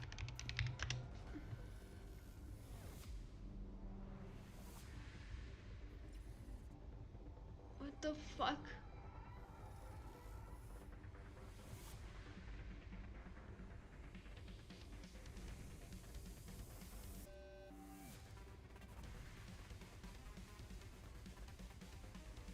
Take your batteries to a temporary permanent household hazardous waste collection. What the fuck? What the shit? This is so stupid. Oh my god. What? What do you mean it's illegal? What do you mean I can just legally toss them in the trash in every state but the one I live in? This is so bullshit. What the fuck? I have these fucking dead batteries just sitting on my desk next to like an Ishmael print. Yeah, true. The eels do need the electricity. Never forget to throw your batteries in the ocean. They prefer car batteries, but eels always need electricity, so throw all your batteries in the ocean. Whew. Paddling in a narrow hallway really takes a lot out of you. Too bad. Making big movements when there's not a lot of room to move around in takes more energy than you might think, especially for people like us who use longer weapons. These enemies weren't much harder than the ones we'd fought earlier, but it was inevitable that their sheer number would eventually wear down the sinners. What are these things, Faust? Yeah, I've been wondering that too. What are you so tight-lipped all of a sudden? Those entities are... What do you think those entities are? Huh? Didn't I just ask you the same question? Oh, no. Are you giving us a chance to come up with our own answers first? Of course, Faust did not confirm nor deny his question, but Sinclair was perfectly capable of interpreting her silence in his own fashion. There were some things I learned after fighting them, I think. These monsters aren't mad at us, nor do they want to attack us because we're an obstacle. That's not why they're attacking us. Quite! 'Tis apparent that they hunger for aught, charging at anyone and anything in a desperate quest of it. Right. That's strange, though. I thought hunger or thirst wasn't a thing aboard these trains. It could be determined from the entity's attack patterns that their offensives were not based on rational thought. The source of this behavior can only be traced back to primal aggressiveness. Yes, and? Was there anything else? Anything else? Oh yeah. I think they all had red eyes. Their bodies wreathed in blankets of red. I smelled blood, so that's likely what they're made of. Then it must be that the red was congealed. Nay, crystallized blood. Thank you all. Your input has been very helpful. It was my turn to start whispering. Ugh.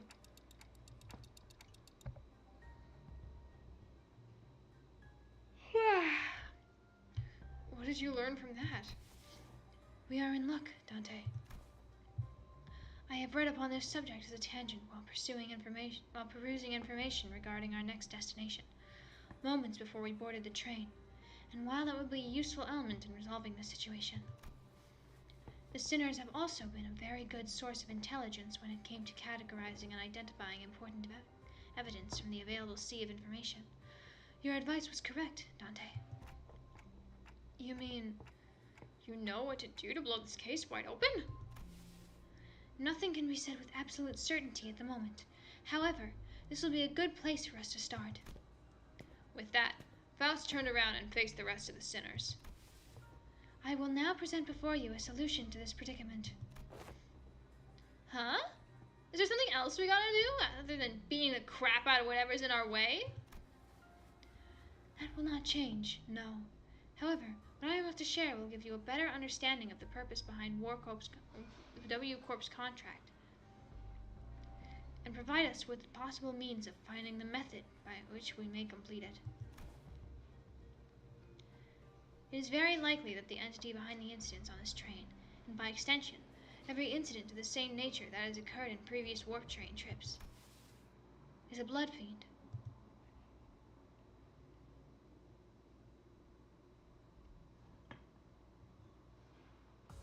어라, 언제 다 해치웠담? 이제 가도 되죠? 고통 없이 지식을 얻지 And I'm so serious. I need to be put in like a coma for like 2 days so I can just fully regain my energy and fix my sleep schedule. Wait, a blood fiend? What's a blood fiend? A blood fiend? What in the name of the wings is that? Huh.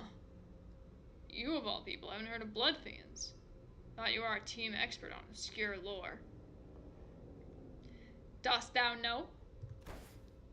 Verily, I have not once heard mention of these blood fiends. Perchance I have let a magazine article slip from my memory. Don Quixote furrowed her brows, genuinely lost. It was as though the very words sounded alien to her. I thought they were just monsters in stories to scare children at night.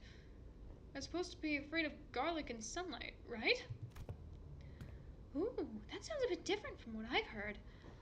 I heard their fear of garlic and sunlight is just a rumor, and what they're really afraid of is water. I have been briefed on the existence of blood fiends in the past, when I served as a commanding officer. And I have seen the dregs that they command. Though my memory isn't very clear, I am quite certain that these monsters here do not resemble what I've seen. I've seen one who called themselves a blood fiend among the ranks of the Fingers. But the things that blood fiend commanded weren't like these rubber-textured ones. There's something off about this one. That one didn't spawn these dregs with abandon like this.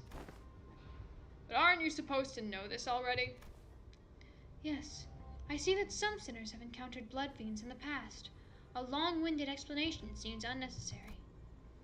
As many of you have stated thus far, The entities we face in this train do not appear to be blood fiends. In a sense, they are dreg-like beings that have failed to become kindreds. They are referred to as blood bags among relevant parties, according to information that I am aware of. Not a terrible name. Why would anyone name someone blood bags? As it has been said prior, it is impossible for passengers to disappear aboard warp trains under normal circumstances.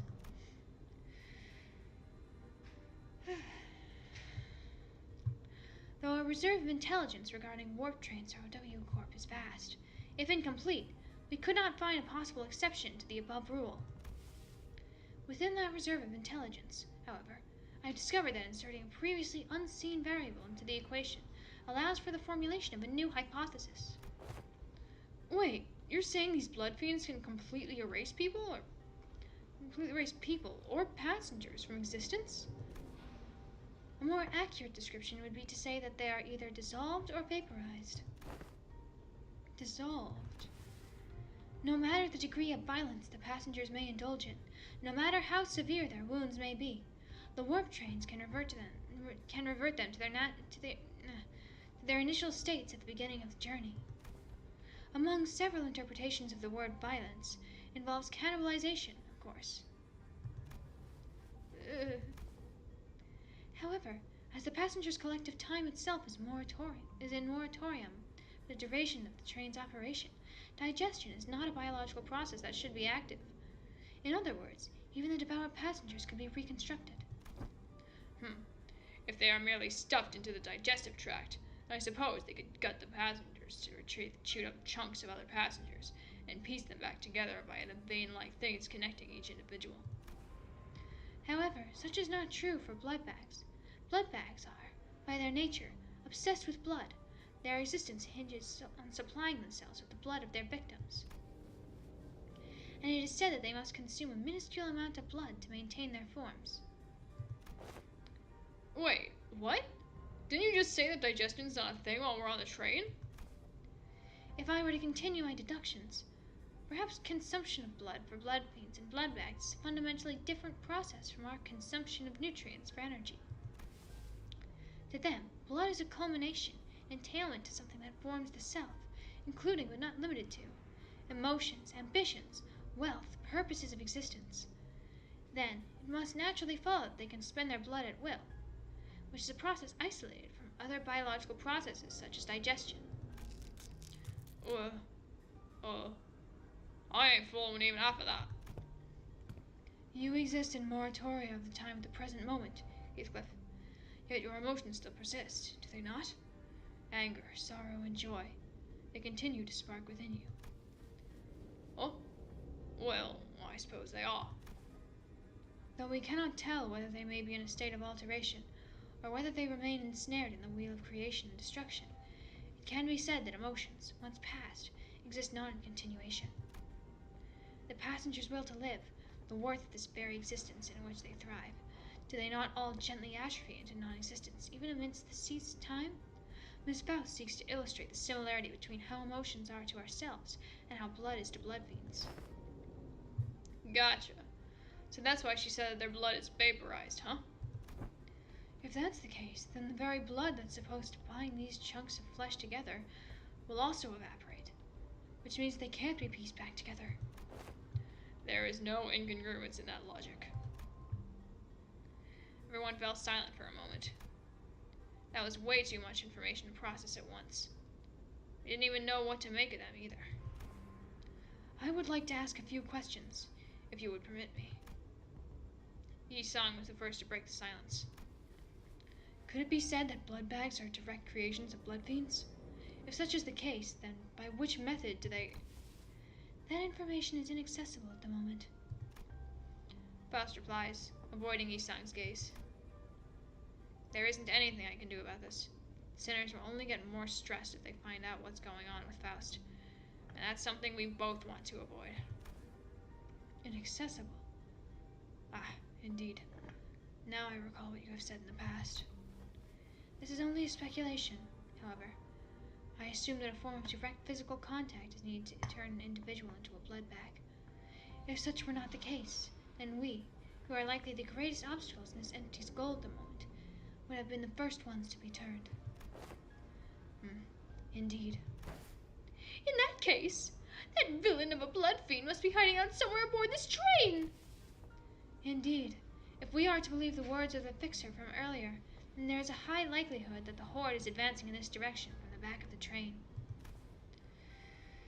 In other words, continuing down the train cars will lead us straight to the blood fiend. Very well.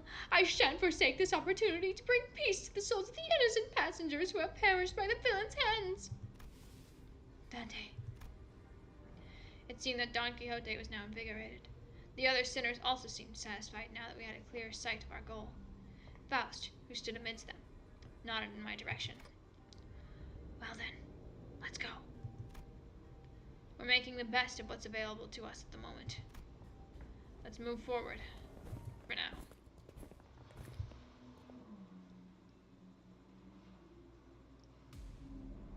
어떤 시간과 공간에 계시는 관리자님이 들을진 몰라도 그때를 위해서 미리 음원을 녹음해야 한다는 거군요. Thank you, Angela. 이것도 녹음되고 있는지는 미처 몰랐네요. 목을 내놓고 있도록. 편히 쉬시게.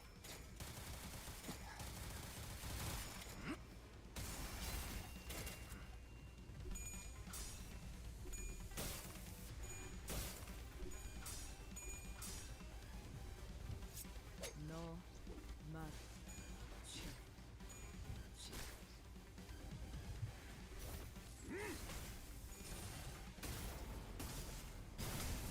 왜 안에 갇혀 죽어라. 이런 건 몽둥이가 약이지. 쭉 두드려 패. 저들이 주품과 같이 행동하며 보다 유리하지 Yeah, 않겠어.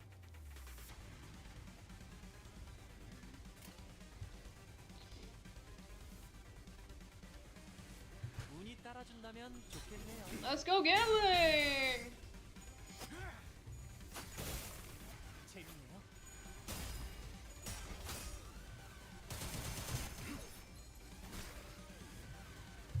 비틀거리고 있는 Yeah, 기차가 이전까지 I mentioned earlier how, 결정적인 일격을 지시하곤 했죠.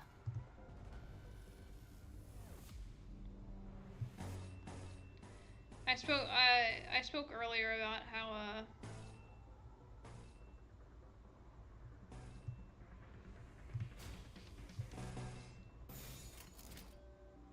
명령대로. I started talking earlier about, 효과적이네요. 이 방식을 기억하는 게 제대로 좋겠어요. 들어갔습니다. like, making music mashups and shit. And then I stopped talking because it was time to start reading. 네, 결국 마지막까지 서 있는 놈이 이기는 거라니까. 잘 들어. 목을 내놓고 있도록. So like,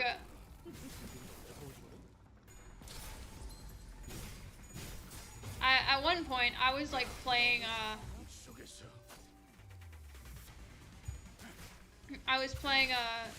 Hyrule Warriors Age of Calamity, and I was listening to Fukireta, and like, 약화되는 것 탈출 개체가 전개되었습니다. 이런 상황인데도 and I was like, I want to see if there's like, 조금만 더 해보죠. I want to see if there's any music in Fukireta, or if there's any music in Age of Calamity that would like mash up well with Fukireta. And it turned out that Koga's theme just so happened to go really well with it. Well, pretty well. Not perfect, but it still makes for like I did like manage, I did like mash them up, and it's like, it doesn't sound like super great, but it's pretty funny.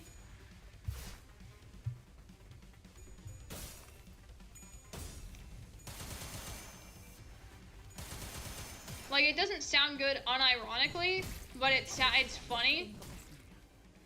It is funny. And that's why I made it. So I was like, man, I want to make some more. I to do this. I want to do something like this with more themes. I want to pick out more songs, and I want to do some mashups with those. So I decided to try one with Prophet of Doom, and after trying like 5 different songs, I realized that nothing goes with it.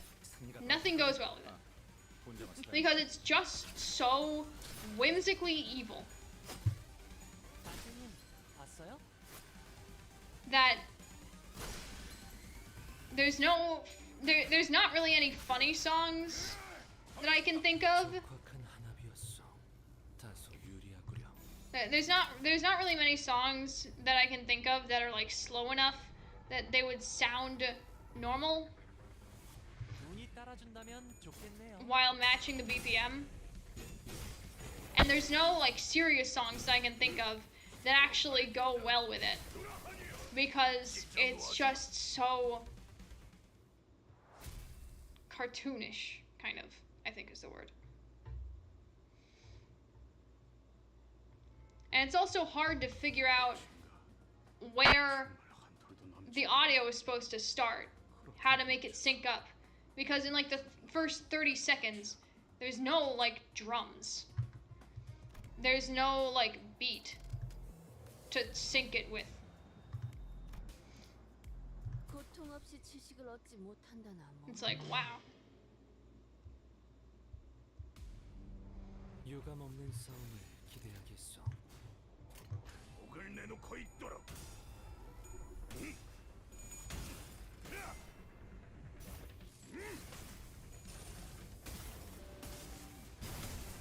왜 안에 갇혀 죽어라. 효과적이네요. 이 방식을 기억하는 게 좋겠어요.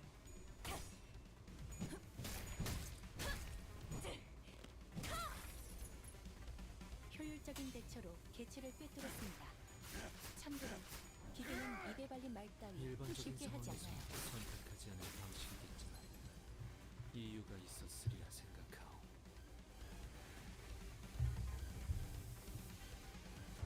Something that I just realized about this team. Yi-Sang, Heathcliff, and Faust are all using like these big cool weapons, and Gregor's using his like fucking bioprosthetics. And they're all like cool looking and 나아가주게. they're all like cool and threatening and like, you know, kind of outlandish looking. And then Ryoshu and Honolulu are just stabbing people. And I think that's great. I think that's excellent. 생체 반응이 끊어진 개체의 기록이 감지됩니다.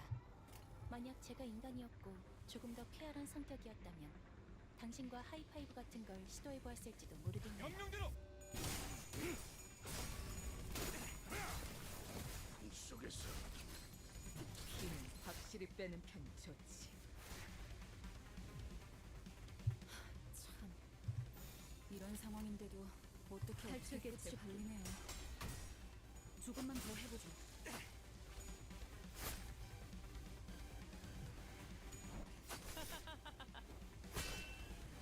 이런 건 몽둥이가 약이지. 두드려 패. 허리 쓴다.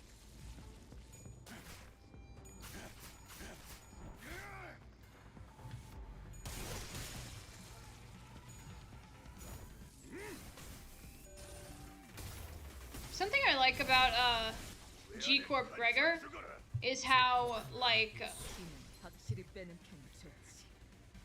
행보다. 아이, Jesus Christ, how many of these fucking things are there? 좋아. Something I like about G Corp Gregor is how 일등대리 그레고로. he still holds up. A lot of season 1 IDs hold up, but I feel like Gregor is kind of special. I feel like G Corp Gregor is kind of special because even now, when G Corp Gregor, when I notice that his HP is like below like the usual second stagger threshold, we are so totally fucked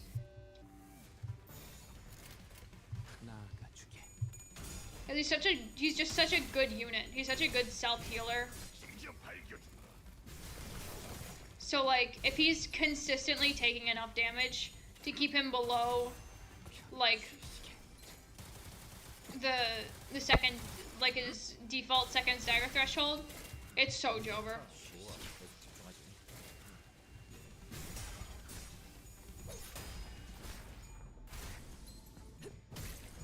탈출 개체가 공격에 저렇게나? 재밌나요?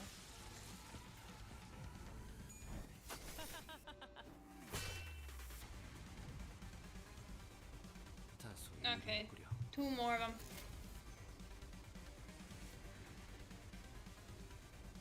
나아가주게. 무차 잠들어. 속에서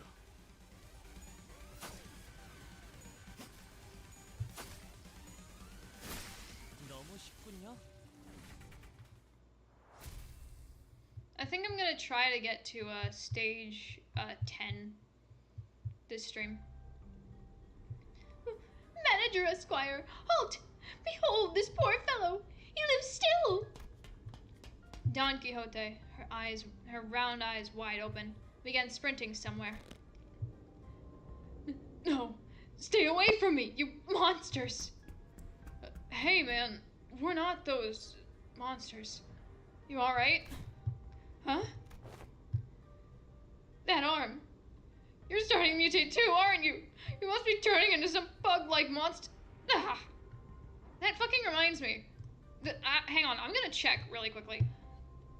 On the official Limbus Company website, before launch at least, it said that Gregor can like turn into a swarm of like cockroaches if like he reaches a certain emotional point or something. Can he still do that?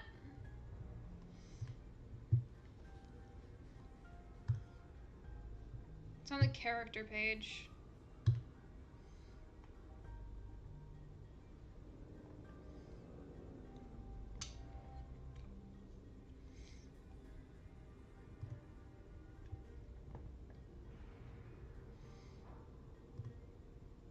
Alright, the center is relatively easy to handle in terms of personality. However, an upsurge in emotion or sudden change of environment may cause parts or the whole of his body to transform into insectile, notably akin to a carapace, resembling that of the redacted tissues.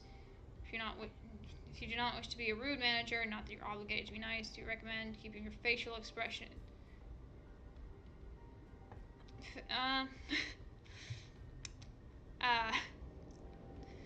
On the main website it says, we recommend keeping your facial expression in check so that your disgust is not visible to him. I don't think that'll really be a problem.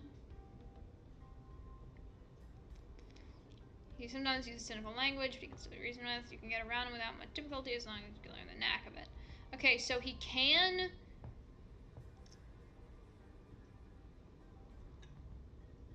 He can transform...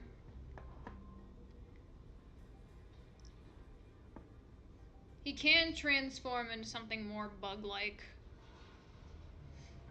Or just completely transform into a bug. But then again, I don't think we've seen him in enough emotional distress to do that.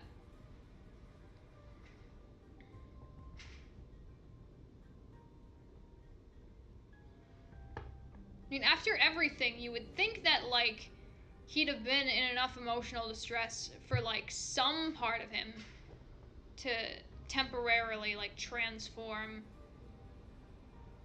But, like, maybe it's just all, like, under the... Maybe it's all, like, just under the clothes. Maybe, like, his fucking forearms... Or not forearms. His, like, upper arms or, like, part of his torso have, like, changed a little bit or something. I'm kind of surprised that that none of him has, like, undergone any sort of, like, change in that department. I don't know why I thought he could turn into a bunch of little cockroaches.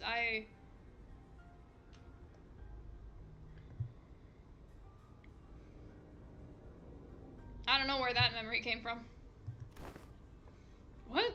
No, this is... Gregor stumbled for words before chuckling and casting his gaze toward the floor in disbelief.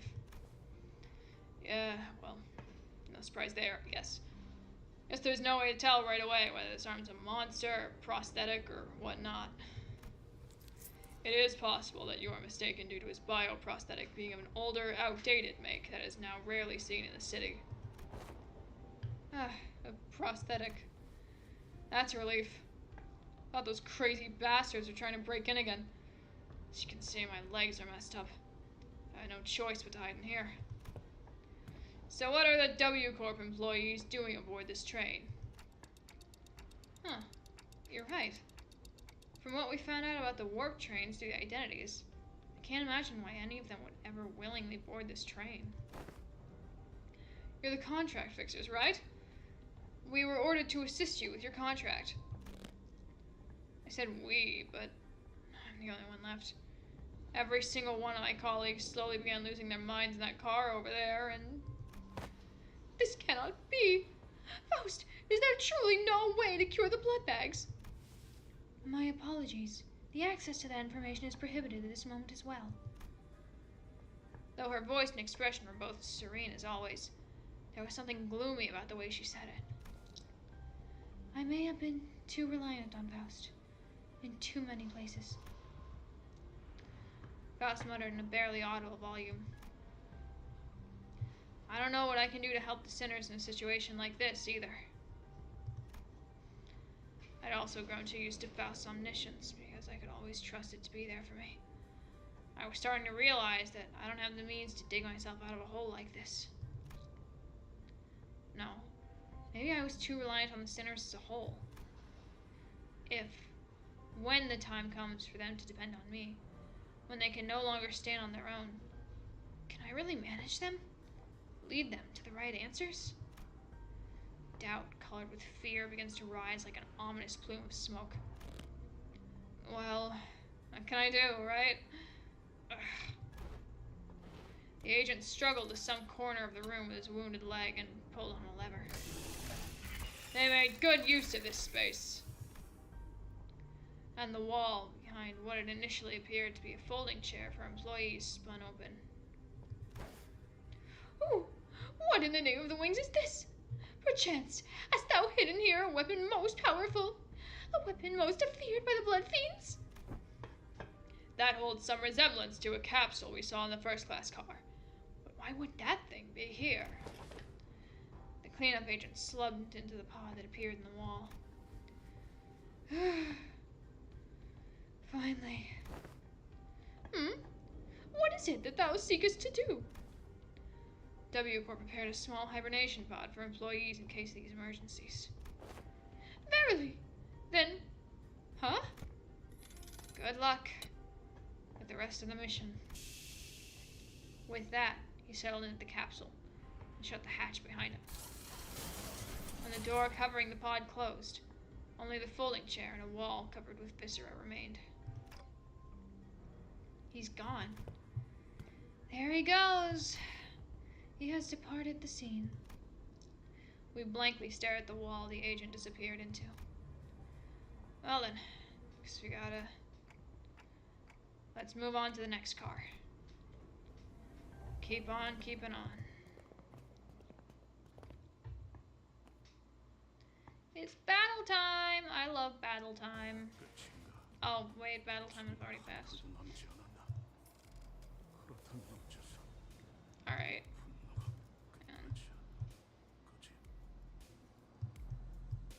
Wait, what's with these? Oh, it's still 6.5. I was wondering what was up with the numbering, because this is 6.525 and it's going from 15. It's going from it started at 16. It's going from where we started at time killing time.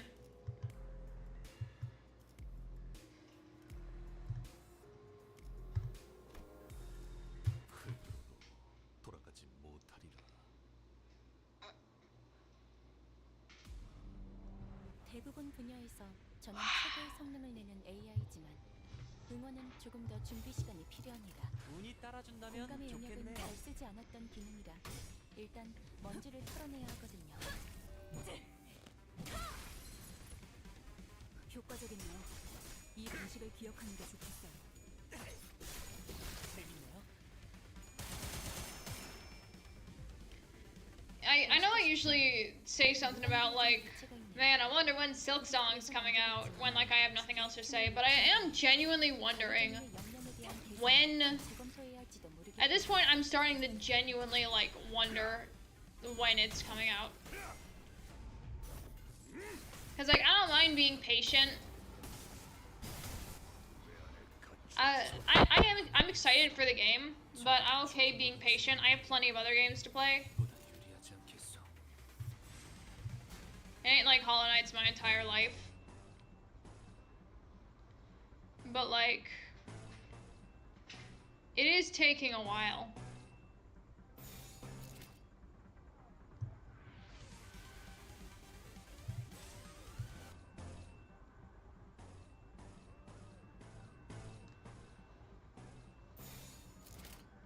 명령대로.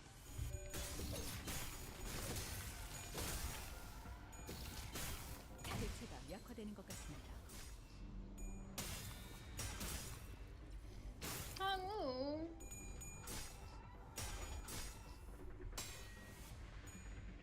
제대로 들어갔습니다.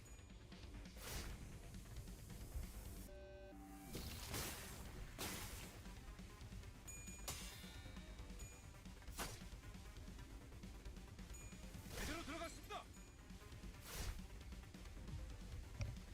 직원들이 우세한 환경에 있습니다. 달릴 시간이다. 관리자님이 제 말을 집중해서 듣고 있었다는 결과겠죠.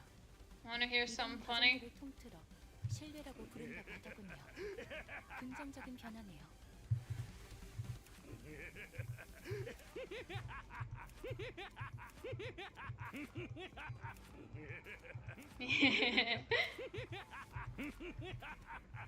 Hang on. I'm gonna hang on.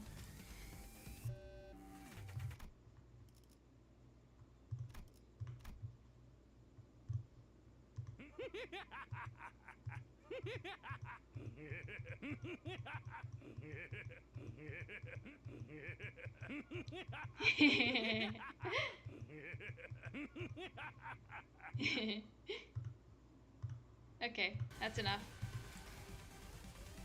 Heathcliff giggle time is now over. 나가주게.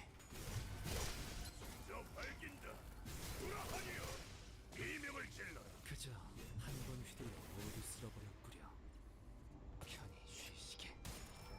That's a nice shield of 11 you have. Unfortunately. 탈출 대체가 정리되었습니다.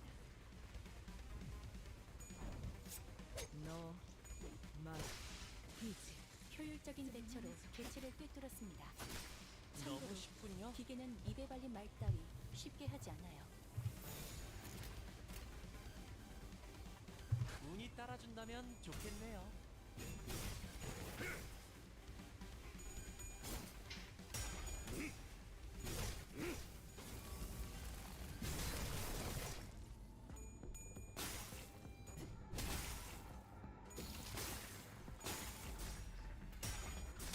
제대로 들어갔습니다.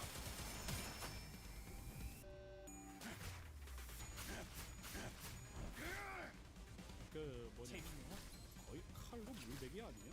힘은 아니, It does. Heathcliff, you need to understand. It doesn't matter if it does tons of damage or not. It's very good when it does that, and it is important. But the most important thing is that it wins the clash. The most important thing is that you don't give the enemy a chance to hit you.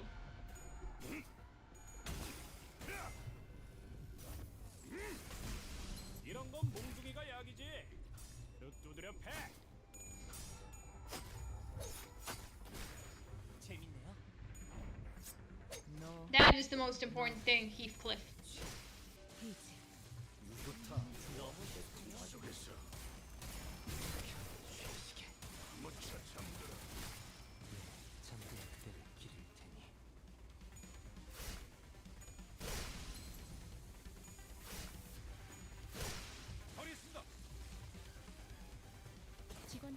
이런 환경에 있습니다. I want that twink obliterated. 이런 과정들을 통틀어 신뢰라고 부른다고 하더군요. 긍정적인 변화네요.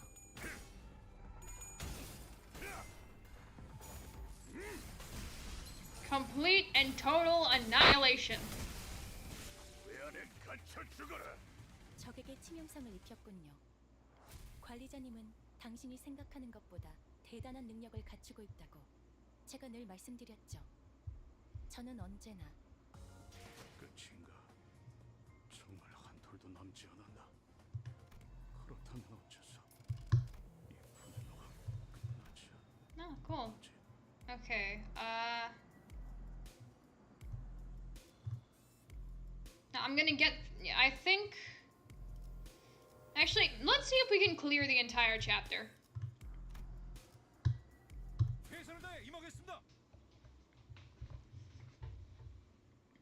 I'm gonna see if we can clear the whole chapter 최선을 다해보자. tonight. 방금 벌레 말은 듣지 않다는 사람 누구야? 무슨 맛일까? Or at least most of it.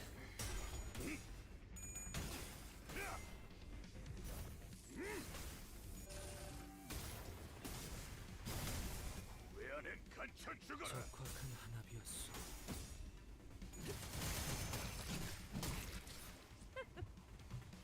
최선을 다해보자. 방금 벌레 말은 듣지 않다는 사람 을 누구야? 내놓고 있도록.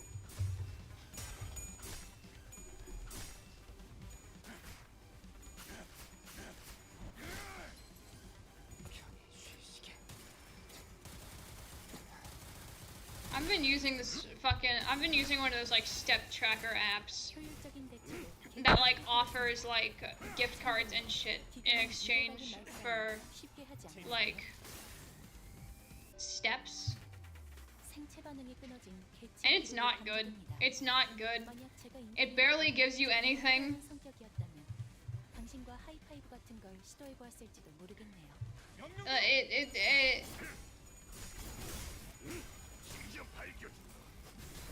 And it requires like so many like points to get like any gift cards.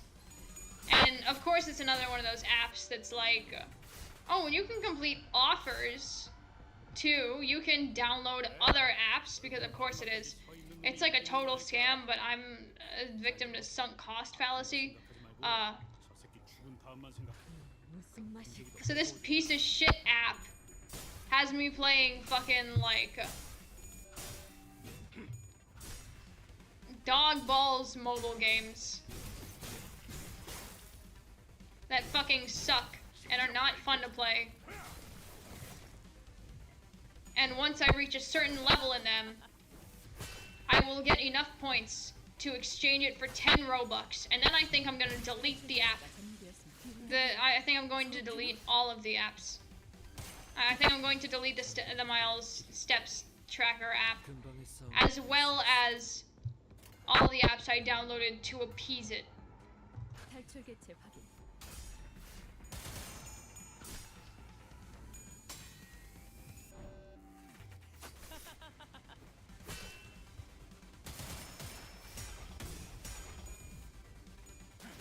처리했습니다.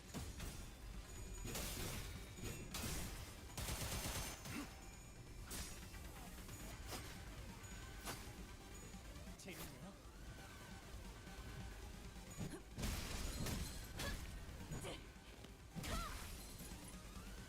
유효타 좋아. 계속 집중하자. 직접 발견.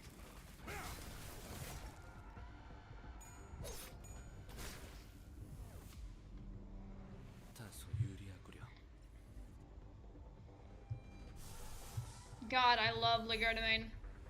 I can never say it properly, but it's probably one of the best Ichigos in my opinion. I like it very much. 이봐. 버틸 자신 있어? It's just so spammable. 이런 건 몽둥이가 약이지. 처리했습니다. 해. 효과적이네요. 이 방식을 기억하는 게 좋겠어요.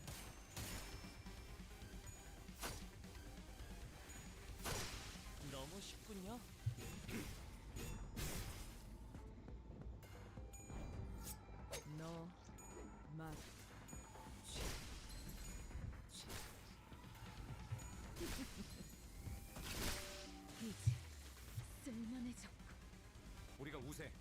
걸로 끝내보자고.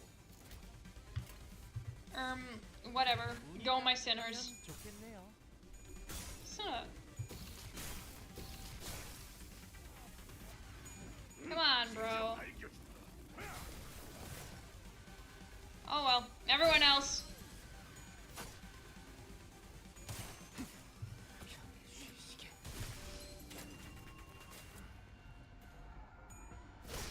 처리했습니다.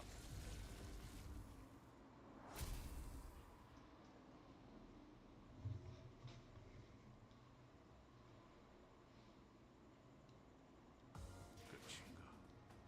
정말 한 톨도 남지 않았나? 그렇다면 어째서 이 분노가 끝나지? Okay.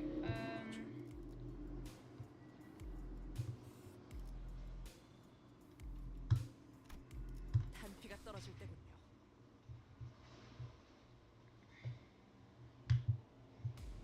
Yeah, I will never forget 도움이 되긴 하려나? when this like intervallo came out, 따라준다면 좋겠네요. and I decided to look at a spoilers post for whatever fucking reason, and I found out the big twist at the end, 왜 안에 갇혀 죽어? and I was just 이 so 방식을 shocked. 기억하는 게 좋겠어요. I lost sleep over it.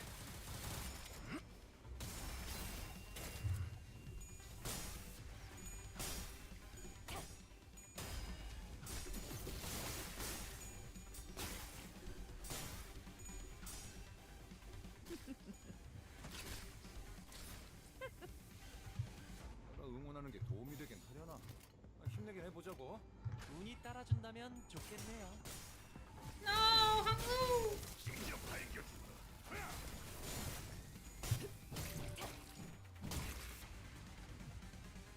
비틀거리고 있는 개체가 보입니다. 이전까지 있었던 대부분의 관리자들은 이 나아가주게. 타이밍에서 결정적인 일격을 지시하곤 했죠. Dude, we're getting our fucking asses kicked this time.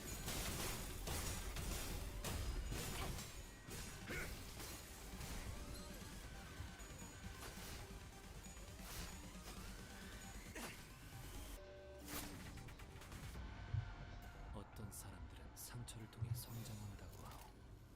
너의 명령대로! 것들도 그러리라 했소. 이대로 들어갔습니다. 좋다. 좋아. 계속 집중하지.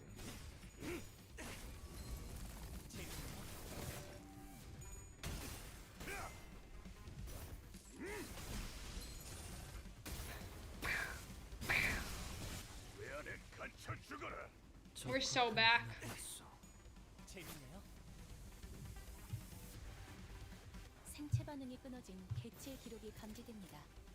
만약 명령대로! 제가 인간이었고 조금 더 쾌활한 성격이었다면 당신과 하이파이브 같은 걸 시도해보았을지도 모르겠네요. 효율적인 대처로 개체를 꿰뚫었습니다. 참고로 기계는 입에 발린 말 따위 쉽게 하지 않아요. 처리했습니다.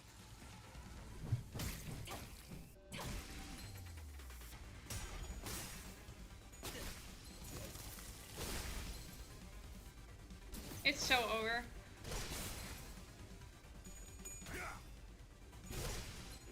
속에서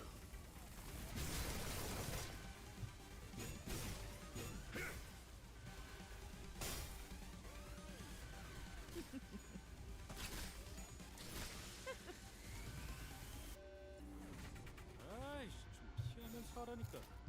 야, 저거 정신 차려. Throw rocks, Yi-sang. 좀 끌어줘야겠어.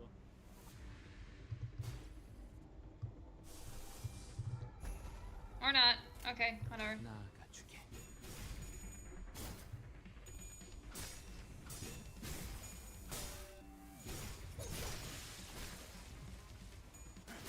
처리했습니다.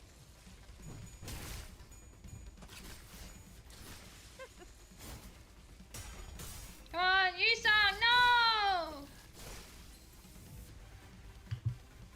어떤 사람들은 상처를 통해 성장한다고 하오. 나의 벗들도 그러리라 했소. 명령대로. What the fuck? Hongwu, you gotta win. Hongwu!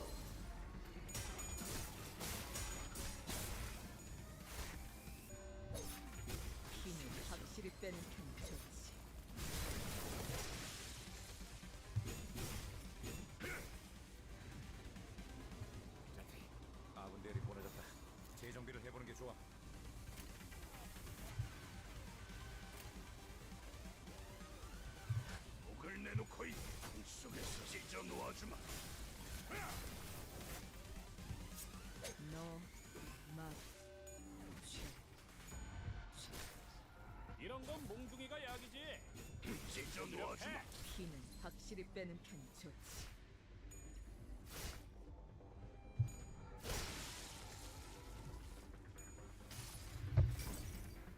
이상이 무엇이라 생각하시? I'm thinking about doing another fanfiction reading stream.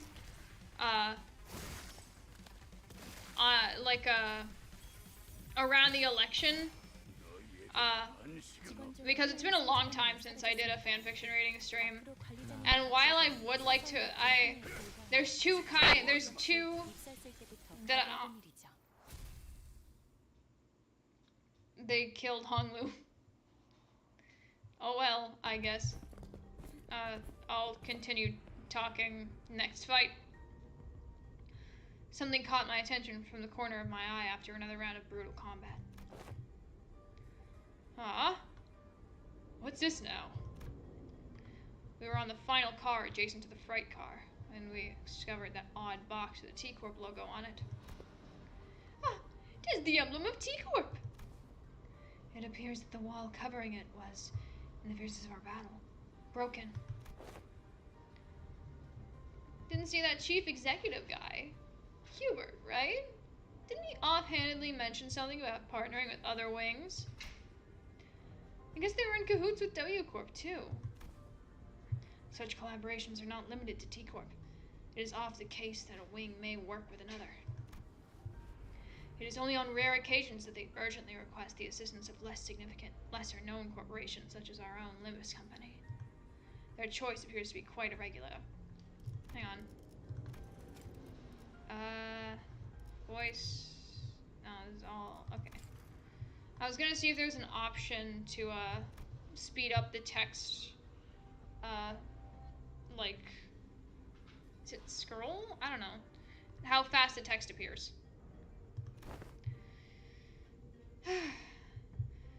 Sounds like W Corp's heydays are long behind them. Just like this wall that's falling apart, revealing what's behind. Oh, speaking of falling apart, this room sure got messed up, huh? It was difficult for me to ignore how Rhodia hurriedly swerved to a different subject as though she'd made a mistake. Even the tone of her voice shifted like she was catching herself. The various destroyed prosthetic parts covered in human remains indicate that this train car was boarded by several prosthetic-equipped fixers. I can't think about that right now. Let's deal with the task at hand first. Maybe these people are from the same office as that guy we met at the platform. Remember? He said he was warped over to T-Corp on an expedition. Look, it's almost like they're all wearing standardized sets of prosthetics. Same make, same model, everything. I believe I have read articles stating that certain offices do exclusively hire fixers with prosthetics. Wait, he's...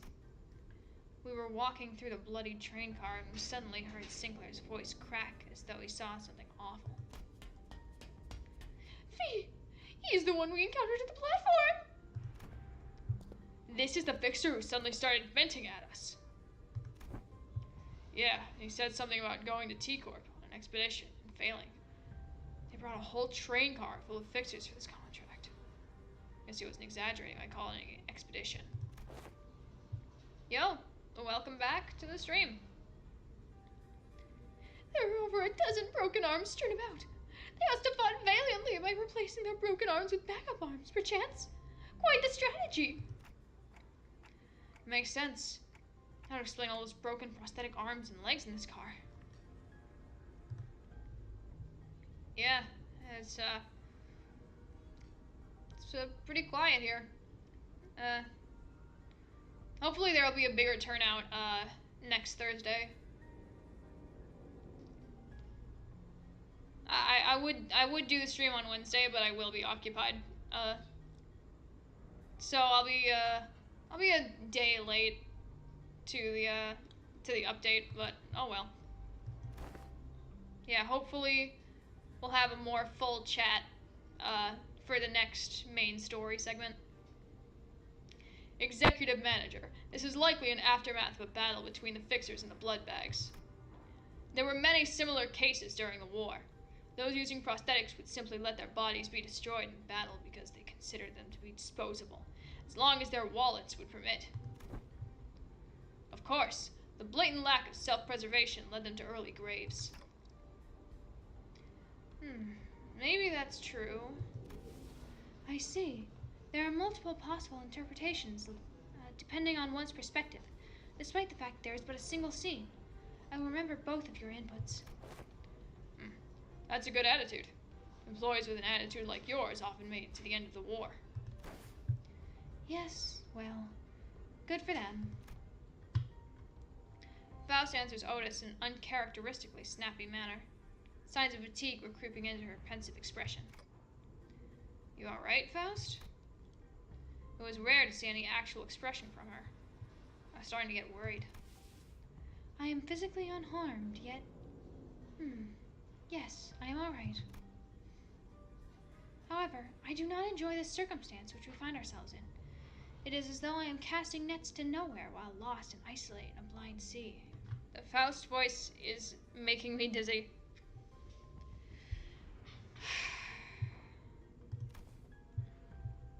I could usually complete these deductions within moments after establishing a few basic cross-references between the accessible information.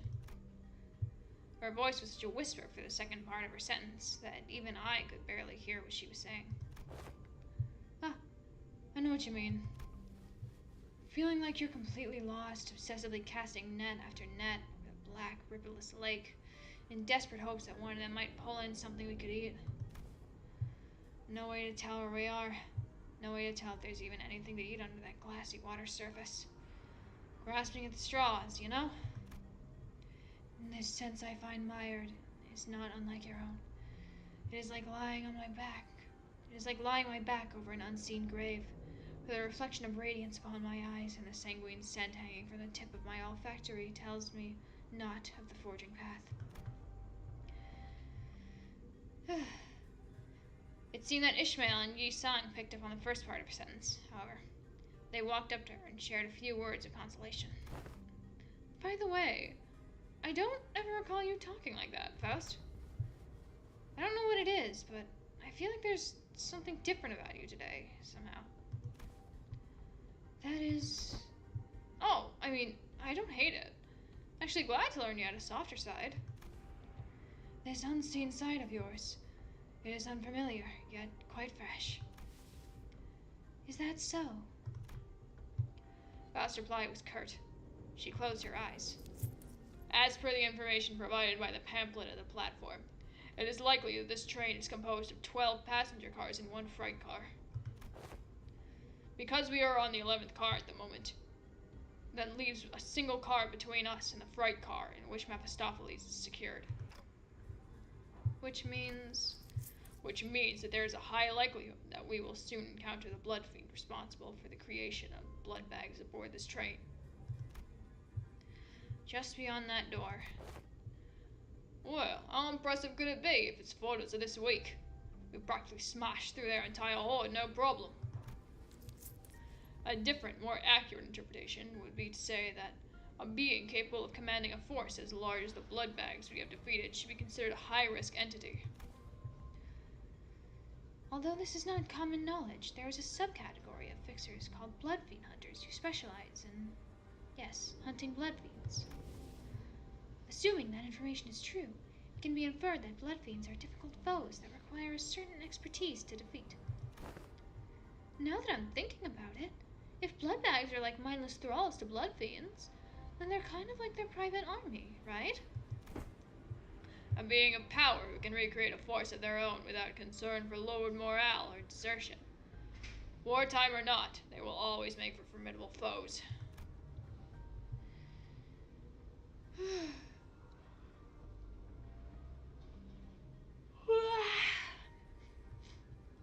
The sinners exchanged various opinions with one another.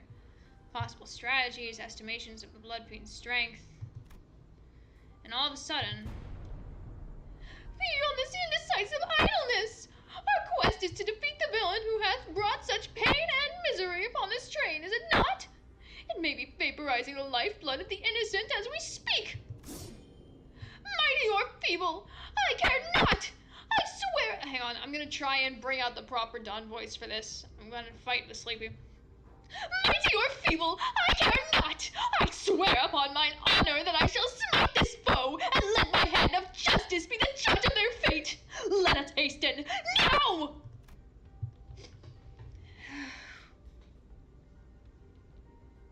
I'm sweating. Ugh.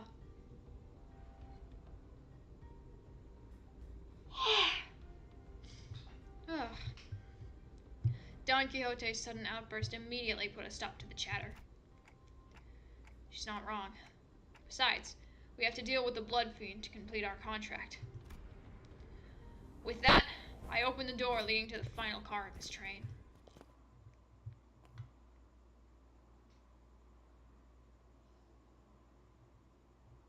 끝인가? 정말 한 톨도 남지 않았나? 그렇다면 어째서 이 분노가 끝나지 않은 거지?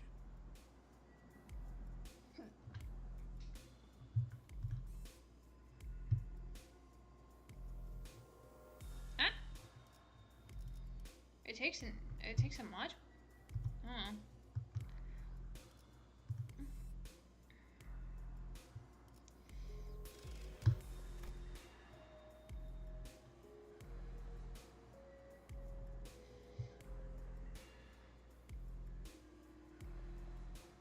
I think that our Ishmael might be the weakest link here. Hang on, I'm gonna place her with a support unit. I hear that Zweimail is really good.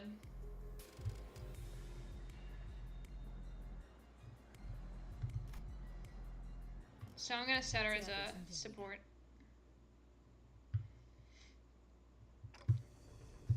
This room. What is with that look on thy faces? Thou standest in the audience of the prince. Where are thy obsequious smiles? He must be the Blood Fiend who caused this outbreak. He is our target. Fall to thy knees and grovel before royalty. Who the hell are you to make those demands? I shall impart this upon thee only once, so listen well. Thou mayest address me as Prince Cassetti, the sixth kindred, or a kindred of the sixth generation, the rightful prince in refuge from his family. Art thou the villain who hath brought such destruction and massacre upon this vessel? Knowing the big twist, no, never mind. I won't bring up what I was about to say until we get to said twist. Thou art a chatty one, so rudely before your prince. Yet I am feeling generous, for I am quite sated at the moment. As thou must have seen on thy journey here, this place is a hall of banquet for a feast most majestic. No matter how many blood bags I create, no matter how much I devour them, the humans just won't stop coming. I only enjoy what was cast into my maw. He dons a mask for the purpose of merrymaking. If we're really going to exchange pleasantries, why don't you take that mask off? Or are you unfamiliar with the basic etiquette? Oh, this mask won't come off. Can't take it off. Shouldn't take it off. There's no prince without the mask. We're so ugly behind the mask. So we all decide to hide how repulsive we've become. But once I've drunk your blood full, then it'll all go back to how it used to be. Only then can I unmask myself. Who stitched that mask to your face skin? Not a half bad job. Of course it's excellent. Because this mask was crafted by none other than the great and eminent barber, whose name I dare not even speak. But it hurts so much. No, I'm smiling. Look how hard I'm smiling and laughing. Yes, I am the prince. That's what I am. He's a bloody loon, innit? Alright, I'm dizzy. Okay. I couldn't help myself. I put extra effort into the screamy. All right, done with the giggles then. Get ready for the beating of your life. I enjoy things like you and your friends. Don't cry, bawling and bowing and sniveling on the ground for your lives. Lunge at me instead, The aggression, the boiling blood. Oh, how I love the fire. I can't help myself. I have to do like a dramatic, loud, yelly, fucking waily voice and make myself dizzy. What are you, daft? Look around. There are 13 of us and only one of you. Do not let your guard down, Heathcliff. This entity has managed to turn countless passengers of this train into his blood bags. I ain't let my guard down, but we blasted through so many blood bags we couldn't even count. We couldn't even keep count, didn't we? Couldn't even keep count? Oh no, no. The count is so important. I have to keep count of our visitors. Oh yes, of course. I do remember to keep count of our dearest visitors. Yes, sir, I do. You have no idea how powerful I am, and I shall not relinquish my throne to thee from this budding kingdom. All I have to do is sit here and do nothing, and the blood bags present themselves before me. There is no paradise like this out there. You have no idea what I did to create this place. Oh, how elated my forebearer kindreds would be, should they be here to witness what I have created. This cornucopia of abundance, this pleasure, oh, this freedom. But this kingdom is mine! I made it. I'm not giving it away. Nope! This is rather curious. It appears that this blood fiend leaves this car only on rare occasions. Yet, we have seen signs of his insidious influence throughout every car we have visited so far. Then, what he meant by how the blood bags present themselves before him has to be... Hold on a minute! Go! A figure suddenly and frantically charged into this car. It was Sasha, the fixer we ran into in one of the earlier cars. Cassetti shrinks into his throne at sudden burst, terror apparent in his face. Ah, it is thee! Hast thou truly journeyed here to assist us in our quest? Lo! That villain is the blood fiend responsible for the tragedies that have transpired aboard this train. Help us slay that cur, and eventually lead the passengers thou hast protected thus far out of this train. Blood fiends. What if there was more than a single blood fiend on board? One still capable of rational thought? I wonder, Faust. I wonder what would happen if there was more than a single blood fiend on board that was still capable of rational thought. That would be really crazy. That would be really wacky. Damn. You actually made it all the way back here? Guess the Wings don't give out contracts to just anyone. I used to fight to my damnedest too. Until I was the last one standing. What's she talking about? She is so cool. I'm so serious. I'm kind of upset that I didn't hear about her. Like, I know that the big plot twist kind of eclipsed everything, but like, I'm kind of upset that nobody, like, she might be an NPC, but I'm kind of upset nobody fucking talked about her back when, like, back when the Intervallo came out. But where did that lead?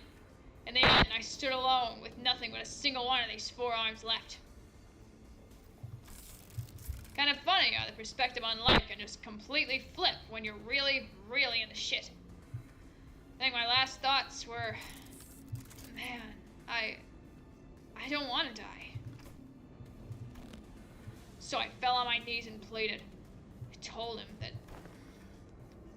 Don Quixote! Oh. Don Quixote! Watch out! I'd do anything to live. Blood rapidly crystallized around Sasha like a suit of armor. She swung her greatsword at the sinners, striking them even before Faust finished her sentence. Wait, what? Oh! What? What did I say? I commanded you to give me a warning before jumping in like that. Don't you know how loud your stupid arms are? I thought the family had come for me. I'm sorry, Lord Cassetti. Allow me to introduce my kindred to thee, to be the first of many since my escape, with the kingdom I intend to build. My kindred, my loyal squire, who shall be at my side as I build a dynasty of my own, my family. Lord Cassetti, I intended to select the more powerful of the bunch to send to this car, as you have commanded me, but the humans in my car were all weaklings. So I present before you this group from the first-class car. Kindred. Are you even aware of the exact nature of a kindred? Nah, but I can tell you this. When I accepted my lord's blood into my veins, it was as though I was reborn. I see. A blood fiend's kindred is like a sub-entity of the blood fiend, similar in concept to sub-entities created by distortions or abnormalities. It must have been desperation that drove you to accept that proposition without hesitation, despite the lack of relevant information. Maybe. That's probably what was going through my head before I became a kindred. Thou hast been in cohorts with this villain all this time, as his lackey. Even ere then, when we first laid our eyes upon thee. Lady, you have no idea how much I freaked out when one of you asked me something about red eyes. Not that it would have mattered if you did suspect me, though, since my red eye is just prosthetic. Then, the passengers who are under thy protection. Haven't I told you that the count matters? The longer the line, the better.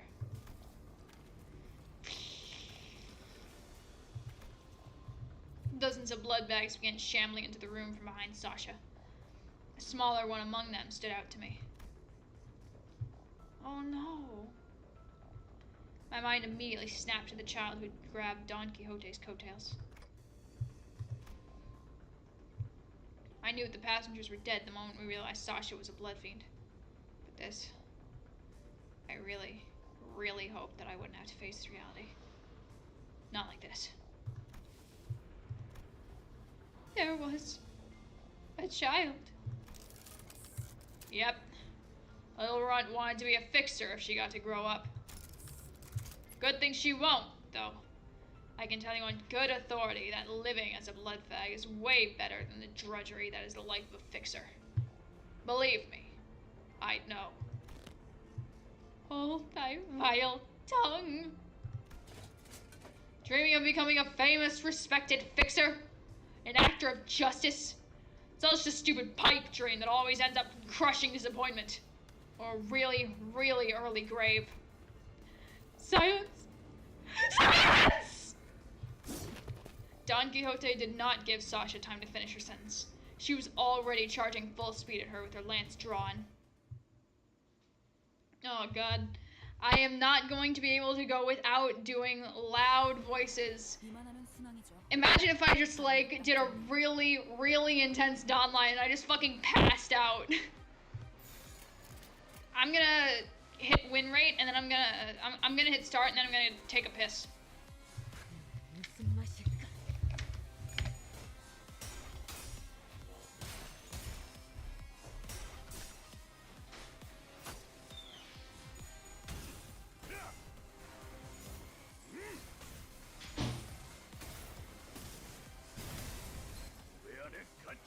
효율적인 대처로 개체를 꿰뚫었습니다. 참고로 기계는 입에 발린 말 따위 쉽게 하지 않아요.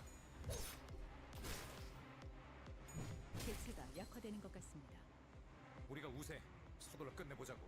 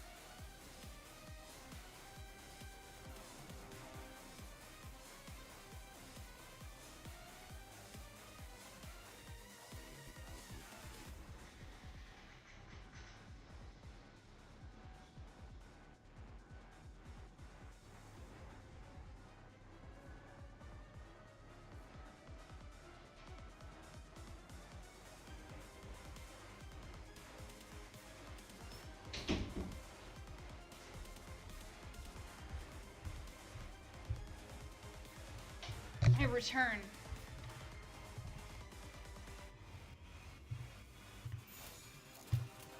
나아가주게.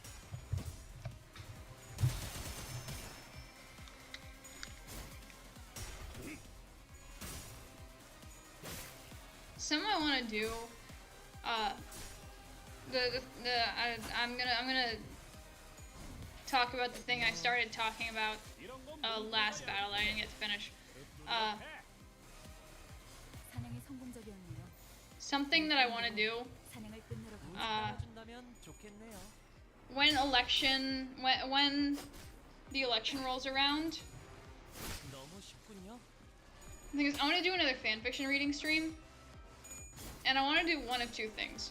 I want to either read like a notoriously bad fanfiction, like one of the greats, but ideally something that I've never read before, or I've never read most of these on my own. But I've listened to dramatic readings of various infamously bad fan fictions and creepypastas. I've listened to the Internet Historian, Jeff the Killer reading, like probably fucking like 5 times at least.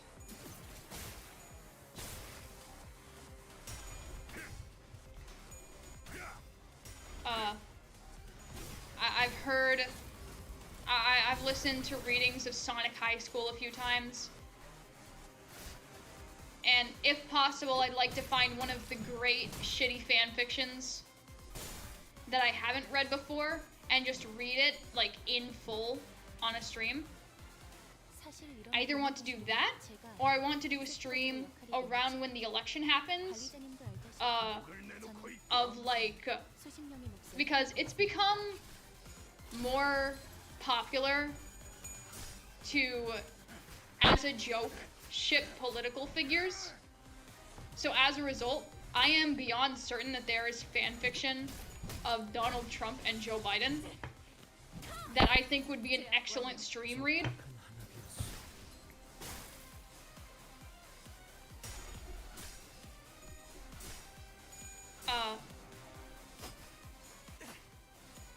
So, yeah. Either I want to read some great, terrible fanfiction that I've never, like, read before, or that I know nothing about. 서둘러 끝내보자고.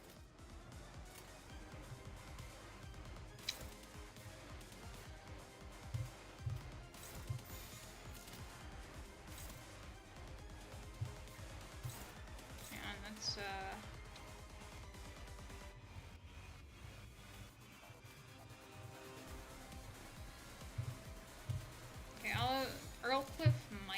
target another person with that attack. I mean, they're going to die regardless. They're at 4 HP. Still.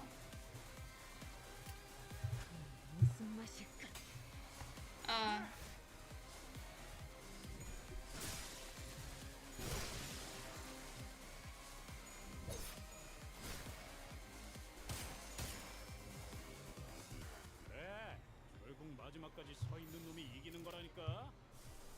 잘 들어. 아픈 거 생각하지 말고. Yeah, anyways, I'd like to either read a great, terrible fanfiction that I don't really know anything about for a stream. Ideally, a really long one. Or, like, presidential RPF. Ah. Unbelievable. My first kindred to be created without their authorization is this bumbling fool. I pray for your forgiveness, my parent. Be gone from my sight! At least thou hast brought me blood bags for sustenance. Yet, it must be the responsibility of a parent to clean up the mess of his child. What a load of shit. My fucking voice is starting to get all hoarse. Because I've been, like, fucking talking. Almost non-stop for, like, 3 hours. With that, Cassetti reached out toward the pile of blood bags on the ground. I would drink water to, like, fix it for a while, but that'll make my voice too smooth, and I can't do all the right voices.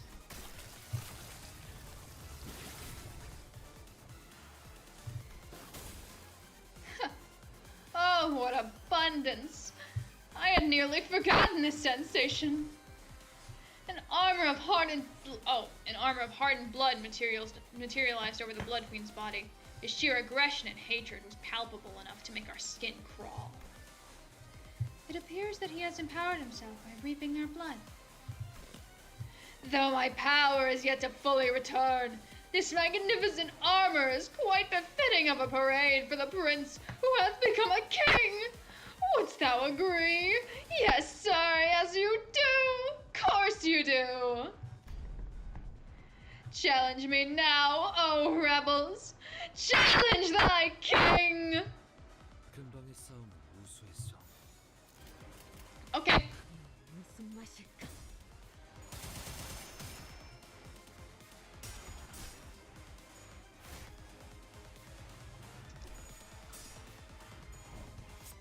너 말.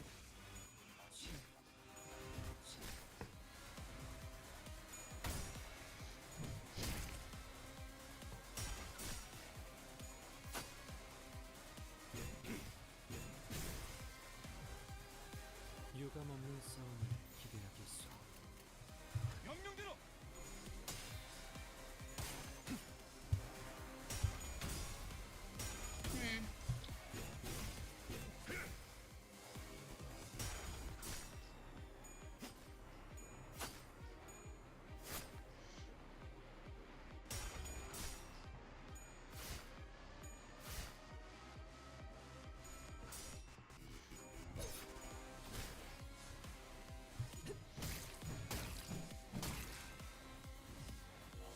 자, 맞서보죠.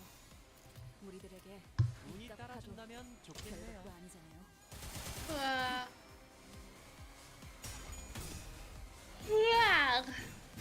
So,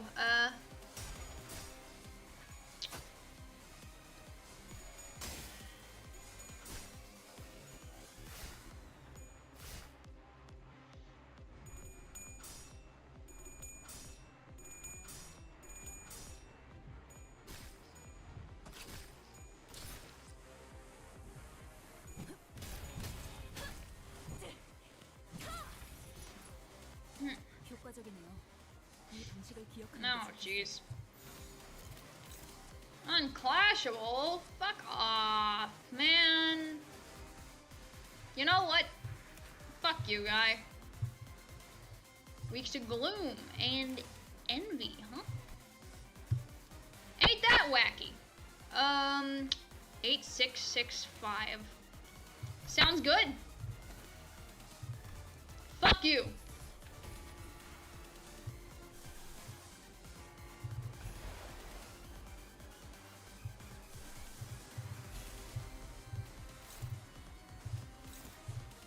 This means...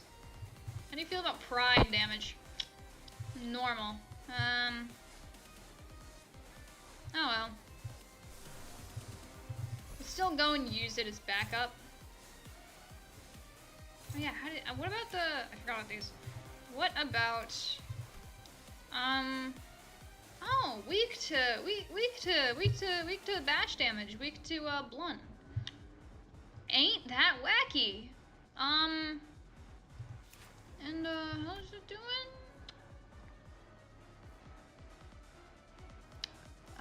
Oh, jeez. Well, still trying.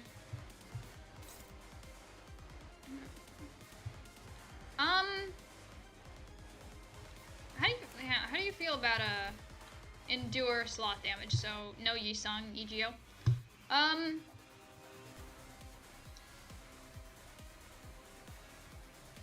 Yeah, hang on. Lust or... Lust is ineffective, so avoid that. Oh, wait. Weak to envy, right. And then no choice other than rat. Go my scarab! 탈출 개체 확인.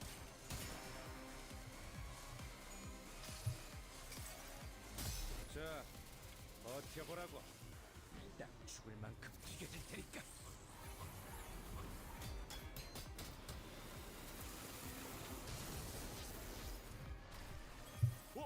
방금 좀 똑똑했다.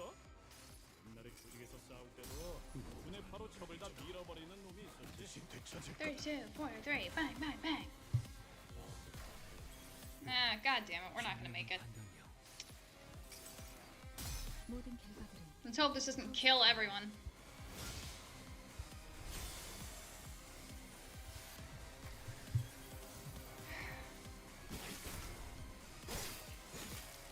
Two. Oh, fuck you, guy! What the hell? What do you mean 88 bleed? Die! Oh, never mind, I read it wrong. Man.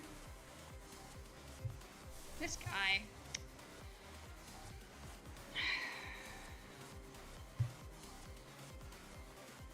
Oh wait, no. Strong to lust, so in wrath. 무슨 맛일까? So I hear you're weak to bloom. 내 안에 갇혀 죽어라. 좋다, 좋아. 계속 집중하지.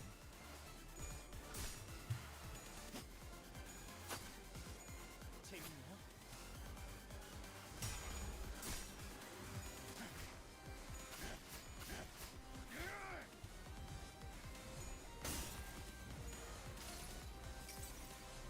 이 불 또한 예술의 방울경치.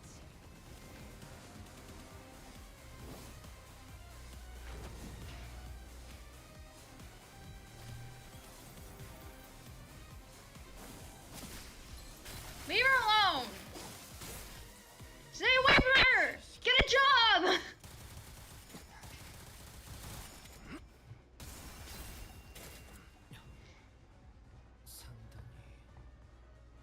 This fucking dude. If these are like unclashable or something, it's fine. No, we bowl. 무슨 맛일까? 심지어 발견.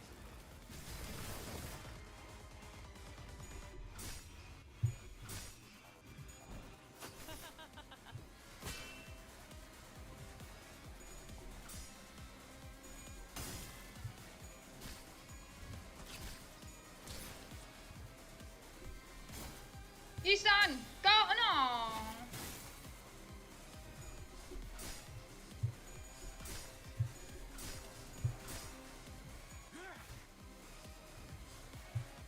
대부분 분야에서 저는 최고의 성능을 내는 AI지만 응원은 조금 더 준비 탈출 시간이 개체 필요합니다. 공감의 영역은 잘 쓰지 않았던 기능이라 일단 먼지를 털어내야 하거든요.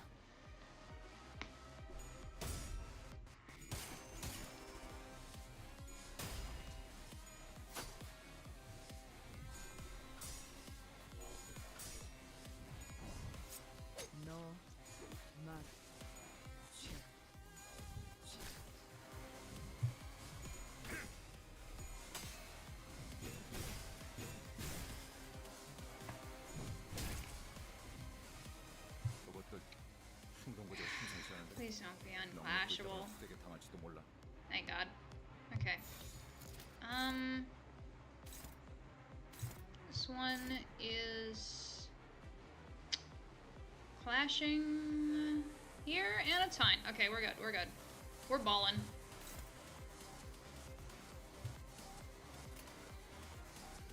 Bloodthirst. Whatever. 탈출 개체 확인. We're ballin'. Fuck it, we ball.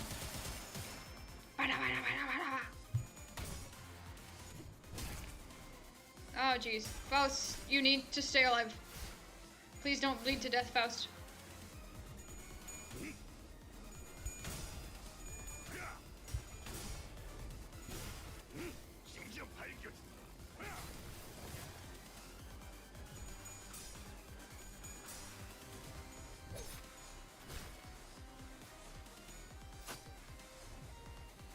유감 없는 싸움을 기대하겠소. 13 fixed damage, I swear to God. Hong Lu is still unopposed and he's got 1 speed, so like... Go my Hong Lu.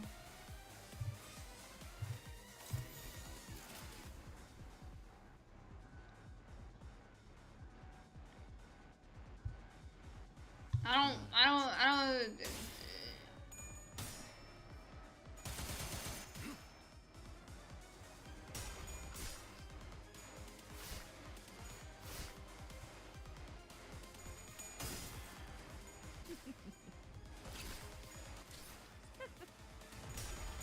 Let's go, let's go.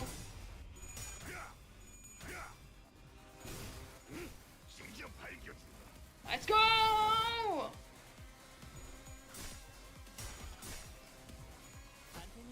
Get staggered! 보시다시피 Okay, 무방비해진 개체가 it's 있는 not going away. 그래선 안 되겠지만 이 틈을 놓친다면 관리자님의 역량에 대한 계산을 재검토해야 할지도 모르겠군요. The time is now.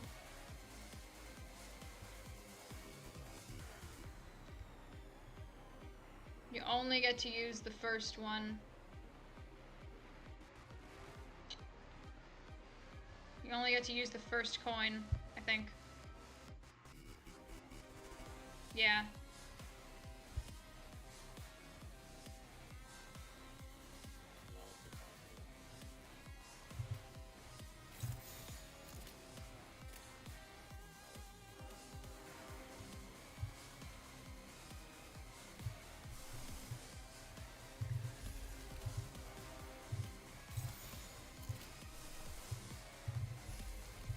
I mean, now it's weak to everything, right? That's how stagger works. Everything's fatal. Oh no, only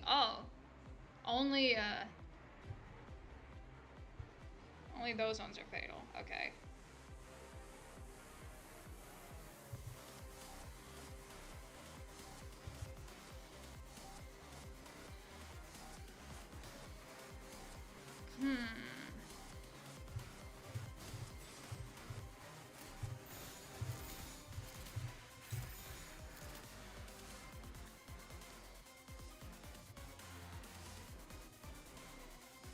You sure that'll do the most damage?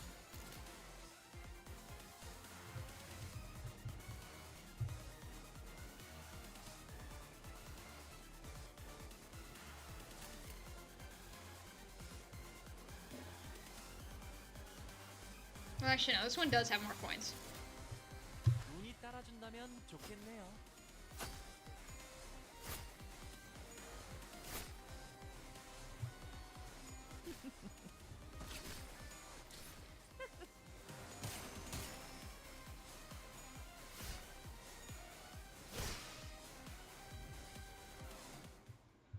Yippee!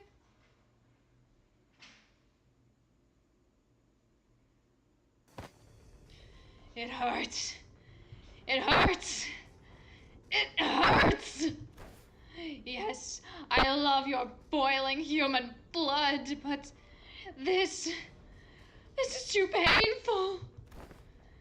This guy keeps regenerating, no matter how many times we tear him to pieces.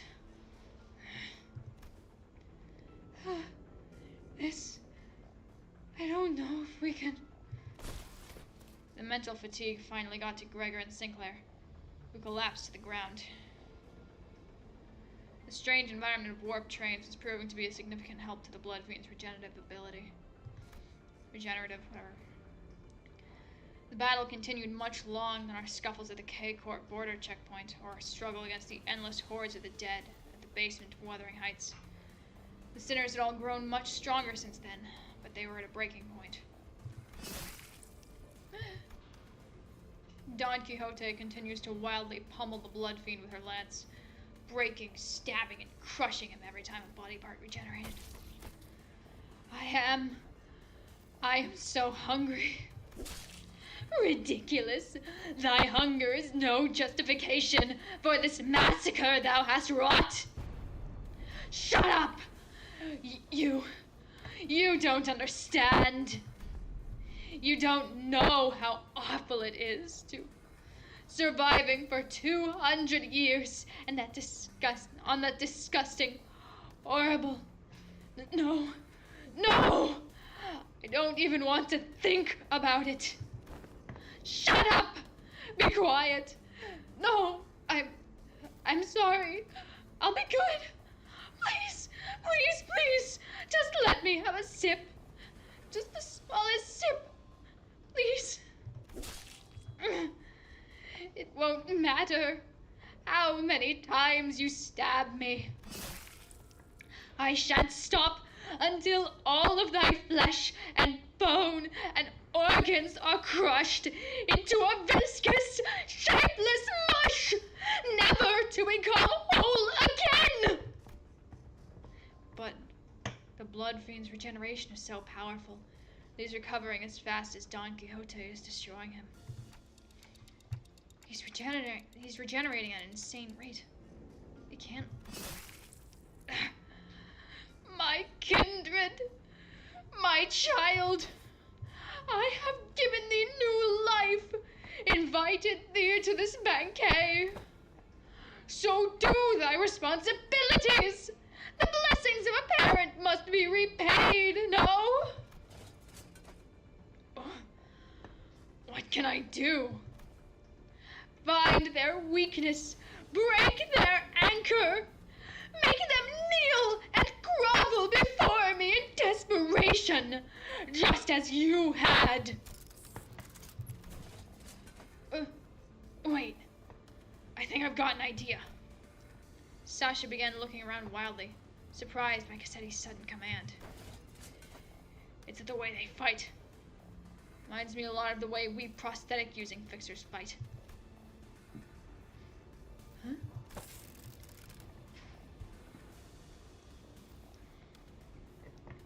Just as prosthetic fixers slowly lose their sense of self-preservation, their limbs becoming no more important than tools to be replaced. These idiots act with such abandon, as if they have multiple lives to burn through. With nothing to protect, they throw themselves wildly into battle like moths to a flame. And forget to look after what's really important. Like this little thing. With one of her remaining arms, Sasha picked up the MasterCard key Faust showed her in one of the previous cars. Don Quixote! Stop her! Now! Oh, my parent. I offer this gift to you! Gah! Don Quixote immediately leaped at the fixer, but one of her arms struck her away with great force. Ishmael and Mirso, who had been holding Cassetti down, were no match for his strength without Don Quixote's fury. The Blood Fiend threw them both to the side and grabbed the keycard. This is the key to the first-class cars, my lord. With this, grow your army of blood bags to bring glory to the kingdom. No. Cassetti examined the master keycard with clear interest. Without that keycard, we trapped inside this train for thousands of years until it reaches its destination. Dante, I believe that I have tried my utmost to overcome this adversity. Without access to Faust's knowledge and intelligence. However, With our loss of the master keycard, the uncertainty of this circumstance has greatly exacerbated. At the origin of this plight. Faust took a deep breath, as if she was about to take a deep dive into the source of all this trouble. Must be my over-reliance on Faust. From what I can tell, Faust has always been operating based on information she received from Faust. So a situation like this, where she has to make decisions on her own, has to be unfamiliar to her. But Faust is an admirable sinner, with or without Faust. I've been thinking the same thing about myself, actually. That I might have been relying too much on that perfect Faust. But even without Faust, he still gave us good directions to follow after analyzing the information we brought.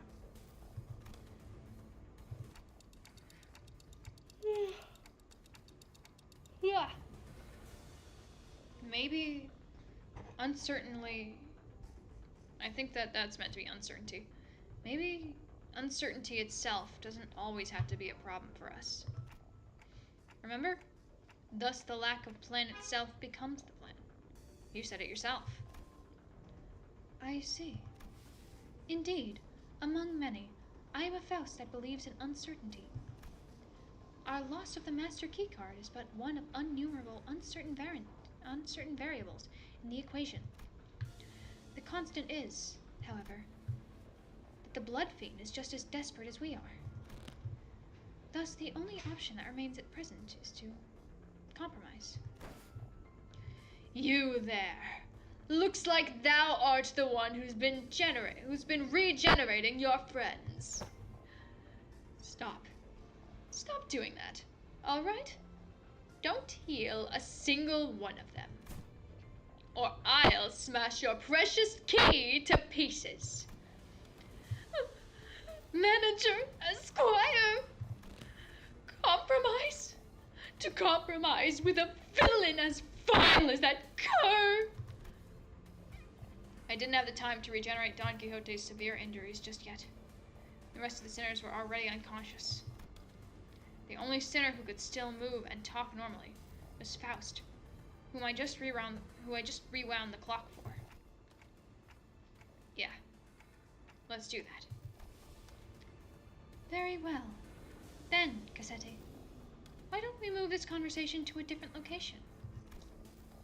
Only I will accompany Dante to this negotiation. I will make my intentions clear now. Dante and I will not attack you there. There is no doubt in my mind that Cassetti must be completely exhausted by the unending barrage of attacks from Don Quixote and the sinners. Faust's suggestion that we move this conversation to a different place without the sinners must have been a sweet one. Just you two, huh? Yes. The fright car is immediately adjacent to this one. That is where we will further discuss what we each have to offer to one another. That clock must be thy monarch, then, and thou art one of the retainers. Correct. Very well, very well. This will be a royal debate, then. It is only right that a royalty talks to no one else but the one who is his equal. Manager, Esquire.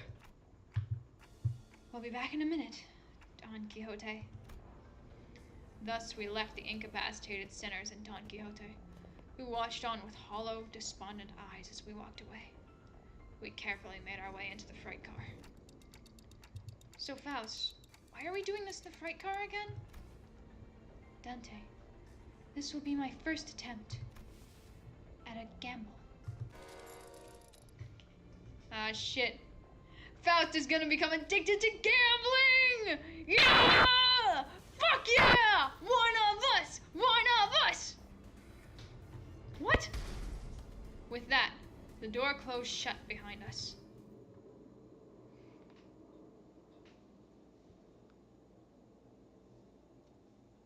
재료가 한가득이군.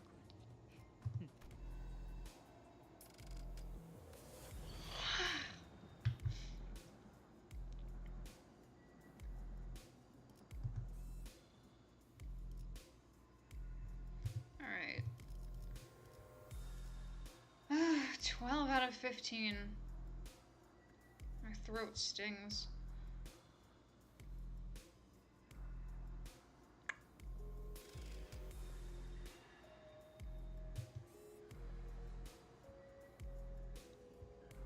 You know what?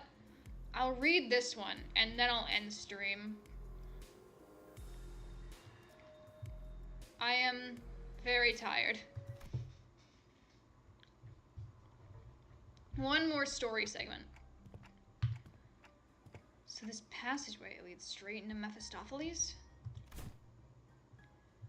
This is where it all started. This stupid bus awoke me from my slumber. I'll put my all into the voices for a send-off. Eh? Oh, 1 second. I just got a text.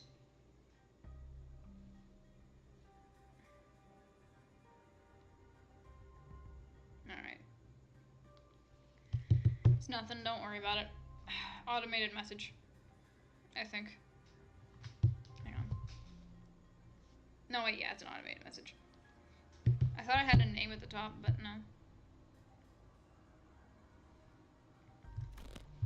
If only this bus hadn't completely filled up the freight car. I wasn't planning to start the parade so soon, or create a kindred here. Dante, Hmm? the connection has been restored. Connection? Suddenness of her statement briefly knocked me off my train of thought. I looked at her and cocked my head in confusion, and she replied with an even quieter whisper, without looking away from the blood fiend. Boarding Mephistopheles has re-established my connection to Faust. Did you know that this would work? No, and as I have stated before, this was a pure, incalculable gamble based on my own uncertain hypothesis. This success helps me somewhat comprehend Miss Rhodia's fascination with gambling. A faint smile appeared on Faust's lips for a moment, before fading away. Now that the connection has been re-established, I would like to make a complaint against the Faust and the Gisela-Shaft management regarding the fact that they neglected to list the information pertaining to the loss of connection within the interiors of the warp trains. However, finding a solution to this situation takes precedence. I have much reason to believe that their omission was done on purpose, but I hope such is not the case. Faust gently advanced towards the blood fiend. Let us discuss the details of our compromise. What are you willing to accept in return for the master keycard? If thou wert just anyone, I would have wished to turn thee all into blood bags, and drink every last drop of thy blood. But thou art unlike a common person.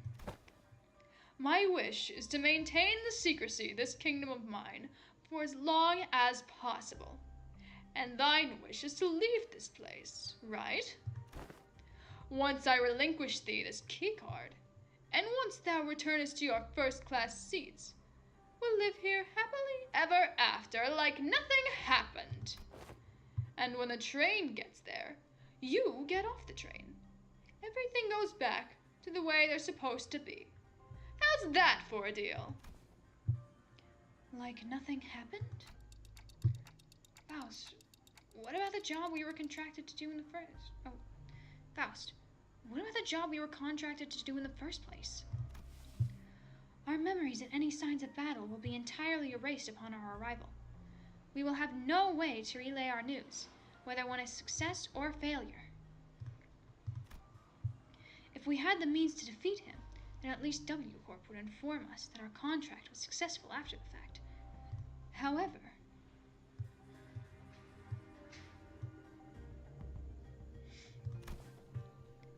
this current scenario will leave us with nothing to show for, not even the smallest hint, and the contract will end in failure. However, what takes precedence over the contract is you and the sinner's psychological stability. It's not like we've always been successful, so that was something I could live with. But what about the other passengers of this train? And its future passengers? I remember the look on Don Quixote's face whenever we would come across these inevitable forms of injustice. Faust does not reply. Yet, the lack of reply was a reply all on its own. Are we going to have to let them die? Innocent lives will be lost, but we cannot prioritize their lives over our safety. That must be Faust's and the company's policy. And yet... I shan't allow this! Don Quixote? I thought her wounds were too severe for her to even crawl, let alone walk, but with sheer will, she pushed herself through the pain to reach the freight car. I will not tolerate this! We cannot let this vile wretch live and turn a blind eye to everything he's done. It's her! Again! What? You want to stay here for what is essentially an eternity within this train? I know the truth! Everything hinges on this key, doesn't it? As soon as I break this in half, you'll have to spend the eons inside this. I care not. I would welcome the eons, should it mean eons of penance for thee. 'Tis much preferable for letting thy villainy go unanswered. Let this place be the site of thine eternal judgment. Faust and I grabbed Don Quixote. She'd normally be strong enough to wriggle free of our grips. She'd already pushed herself beyond her limits merely by walking here. Faust, unhand me! Thou mustn't let him live, Manager Esquire!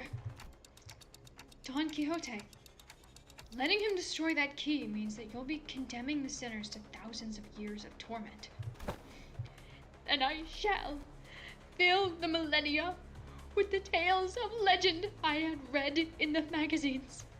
No time, however infinite, shall be too great to overcome, should we endeavor as one. Certainly, you are aware your suggestion is no solution at all, Don Quixote. Then there has to be another way, no? Thou art both possessors of great wisdom. Faust, Manager Esquire, is there truly no path in which we may bring justice to the villain and the sinners remain unharmed? Her struggle begins to wane, but this was no acceptance. This was dejection. Wait! Don Quixote, no! In the commotion, we failed to notice that the blood fiend had been quietly advancing at us. We let Don Quixote go at the last second. But we were a second too late. Oh, my dearest parent, forgive my transgressions of creating another without thy sanction. Thou shalt become my next kindred. That was I probably should have done a more aggressive line, but you know what? I love it when instead of like loud, violent voices during intense moments, characters do like really like light and like, I don't know how to describe it. I like it when characters do voices like that, where it feels like they're like on the brink of doing that specifically. So you know what? I'm not gonna repeat the line. I'm not gonna try again. Cassetti screams incoherently as he leaps onto Don Quixote, piercing her neck with his fangs before we even had a chance to do anything. Huh?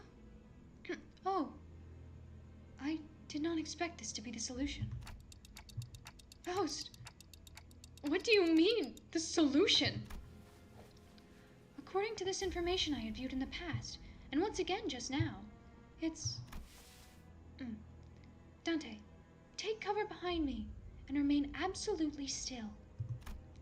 And please, Do note that the other sinners must never hear a word of what is about to happen. Oh. Here we fucking go! Don Quixote levitates slightly into the air, the strings on her shoes unraveling as they slip off her feet on their own. She looks on with bewilderment as her running shoes fall to the floor. And...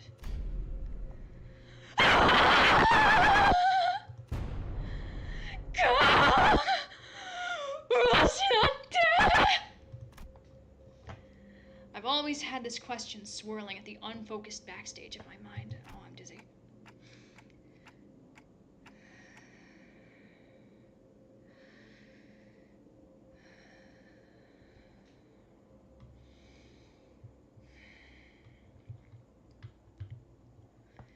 Why are you always so protective of those running shoes, Don Quixote? Running shoes? Ah. Dost thou speak of our dear Rocinante? Yeah, those. I have battled through thick and thin, feast and famine, with dear Rocinante, in sorrow and in joy, no matter the brutality of trials that hath struck me. It hath been a loyal steed by my side for however long it hath been in existence. She doesn't know when she got them? Ah, Manager Esquire, wherefore hast thou not saluted Rocinante as well? This may be a rather auspicious occasion to do so. No, I think I'm good. Be not so bashful. Go on ahead. Look, Stinky. Small girl is torturing TikTok with Stinky. Stinky they are not! Scuffed as they might appear, Rocinante is in pristine condition. Also, thou shalt not address me as a small girl. Evacuate. Evacuate. Don Quixote, don't tell me you go to sleep wearing those running Rocinante. Oh, I have always been quite certain that someone so esteemed as thee, Manager Esquire, would care to ask me how Rocinante fares. I didn't mention that this question was inspired by numerous eyewitness reports from other sinners who saw her wandering the halls in her pajamas and wearing Rocinante. Verily, Rocinante and I remain bound together, even in slumber. There shall be no separating the two of us. We are bound not by need or want. We are simply bound together through plight and delight. Now that I think about it, every single identity of Don Quixote was also wearing those pair of running shoes, Rocinante. Have you ever taken them off? Take them off? Fie, whatever dost thou mean? As in, detach Rocinante from my body? 'Tis a very odd insinuation thou makest.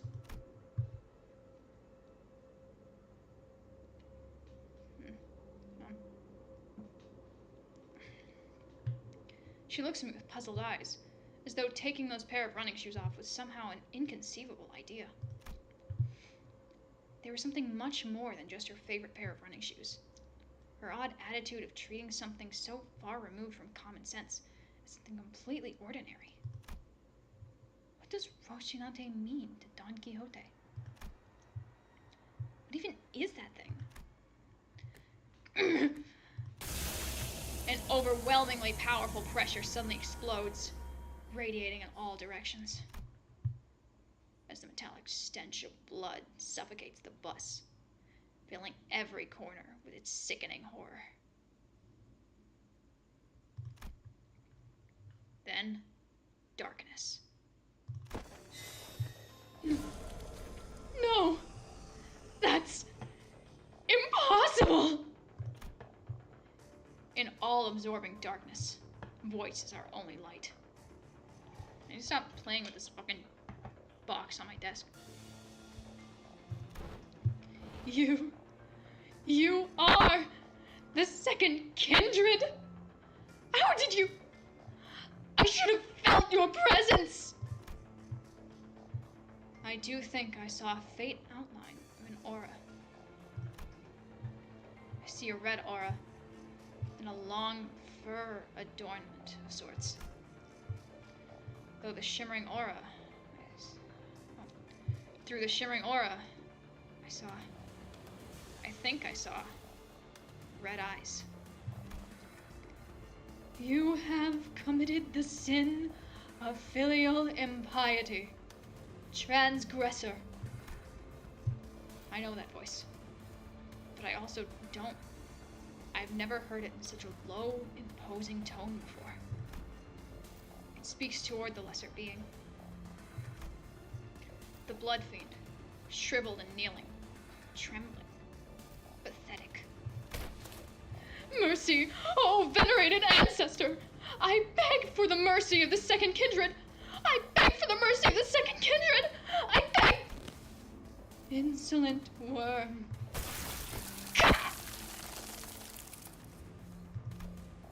Crimson droplets of blood slowly rises around the blood fiend's mouth, before congealing and sealing his mouth shut. No language worming its way out of your maw shall be worth my ears. No. To commit the sin of filial impiety by attempting to travel against the bloodstream, to commit such abomination against your ancestor, I cannot well sanction your impudence of continued existence.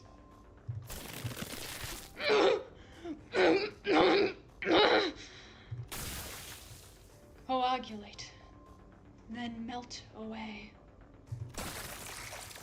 Cassetti's body begins liquefying into a slick stream of blood, his form curdling and crumbling, then dripping to the ground. Rapidly yet ponderously, like that ice cream Don Quixote loved so much, melting away on the floor, heated under the searing sun.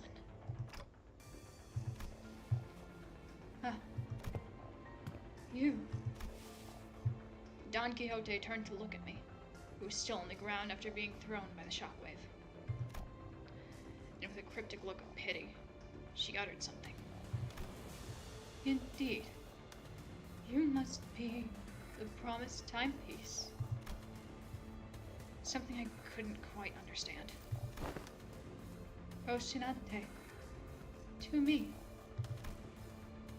Rocinante. I beseech you. I carefully reached out, grabbed her shoes, and slipped them onto her bare feet, one by one. Ah. One day. She gasped, stumbled, and slumped to the ground. And that will be it for tonight, I think.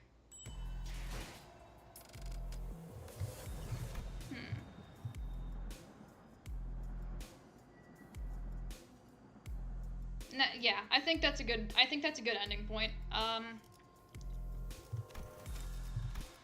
to lock it in, I'll convert all my enkephalin into yeah. 저녁은 저녁만큼 That was great. Perfect. Battle Pass 200 right at the end of the season.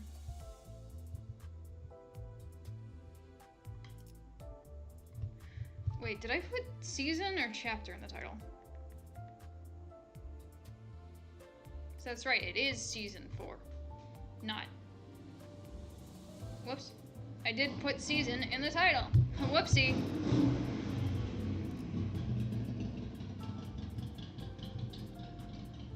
Fucking loud ass motorcycle outside my window. I'll change the title after the stream so it says season 4, or yeah, season 4. So I'll do a Zweimail send-off extraction. Yeah, and then I'll end the stream. All right.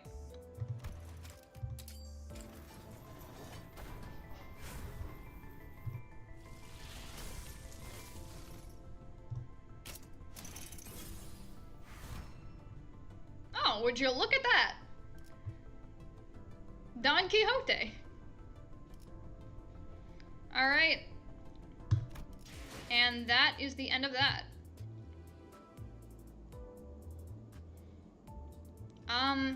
Yeah.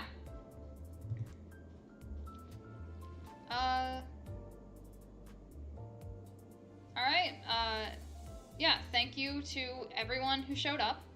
I hope you all had fun, because I know that I did. And I hope to see you all again soon. Bye.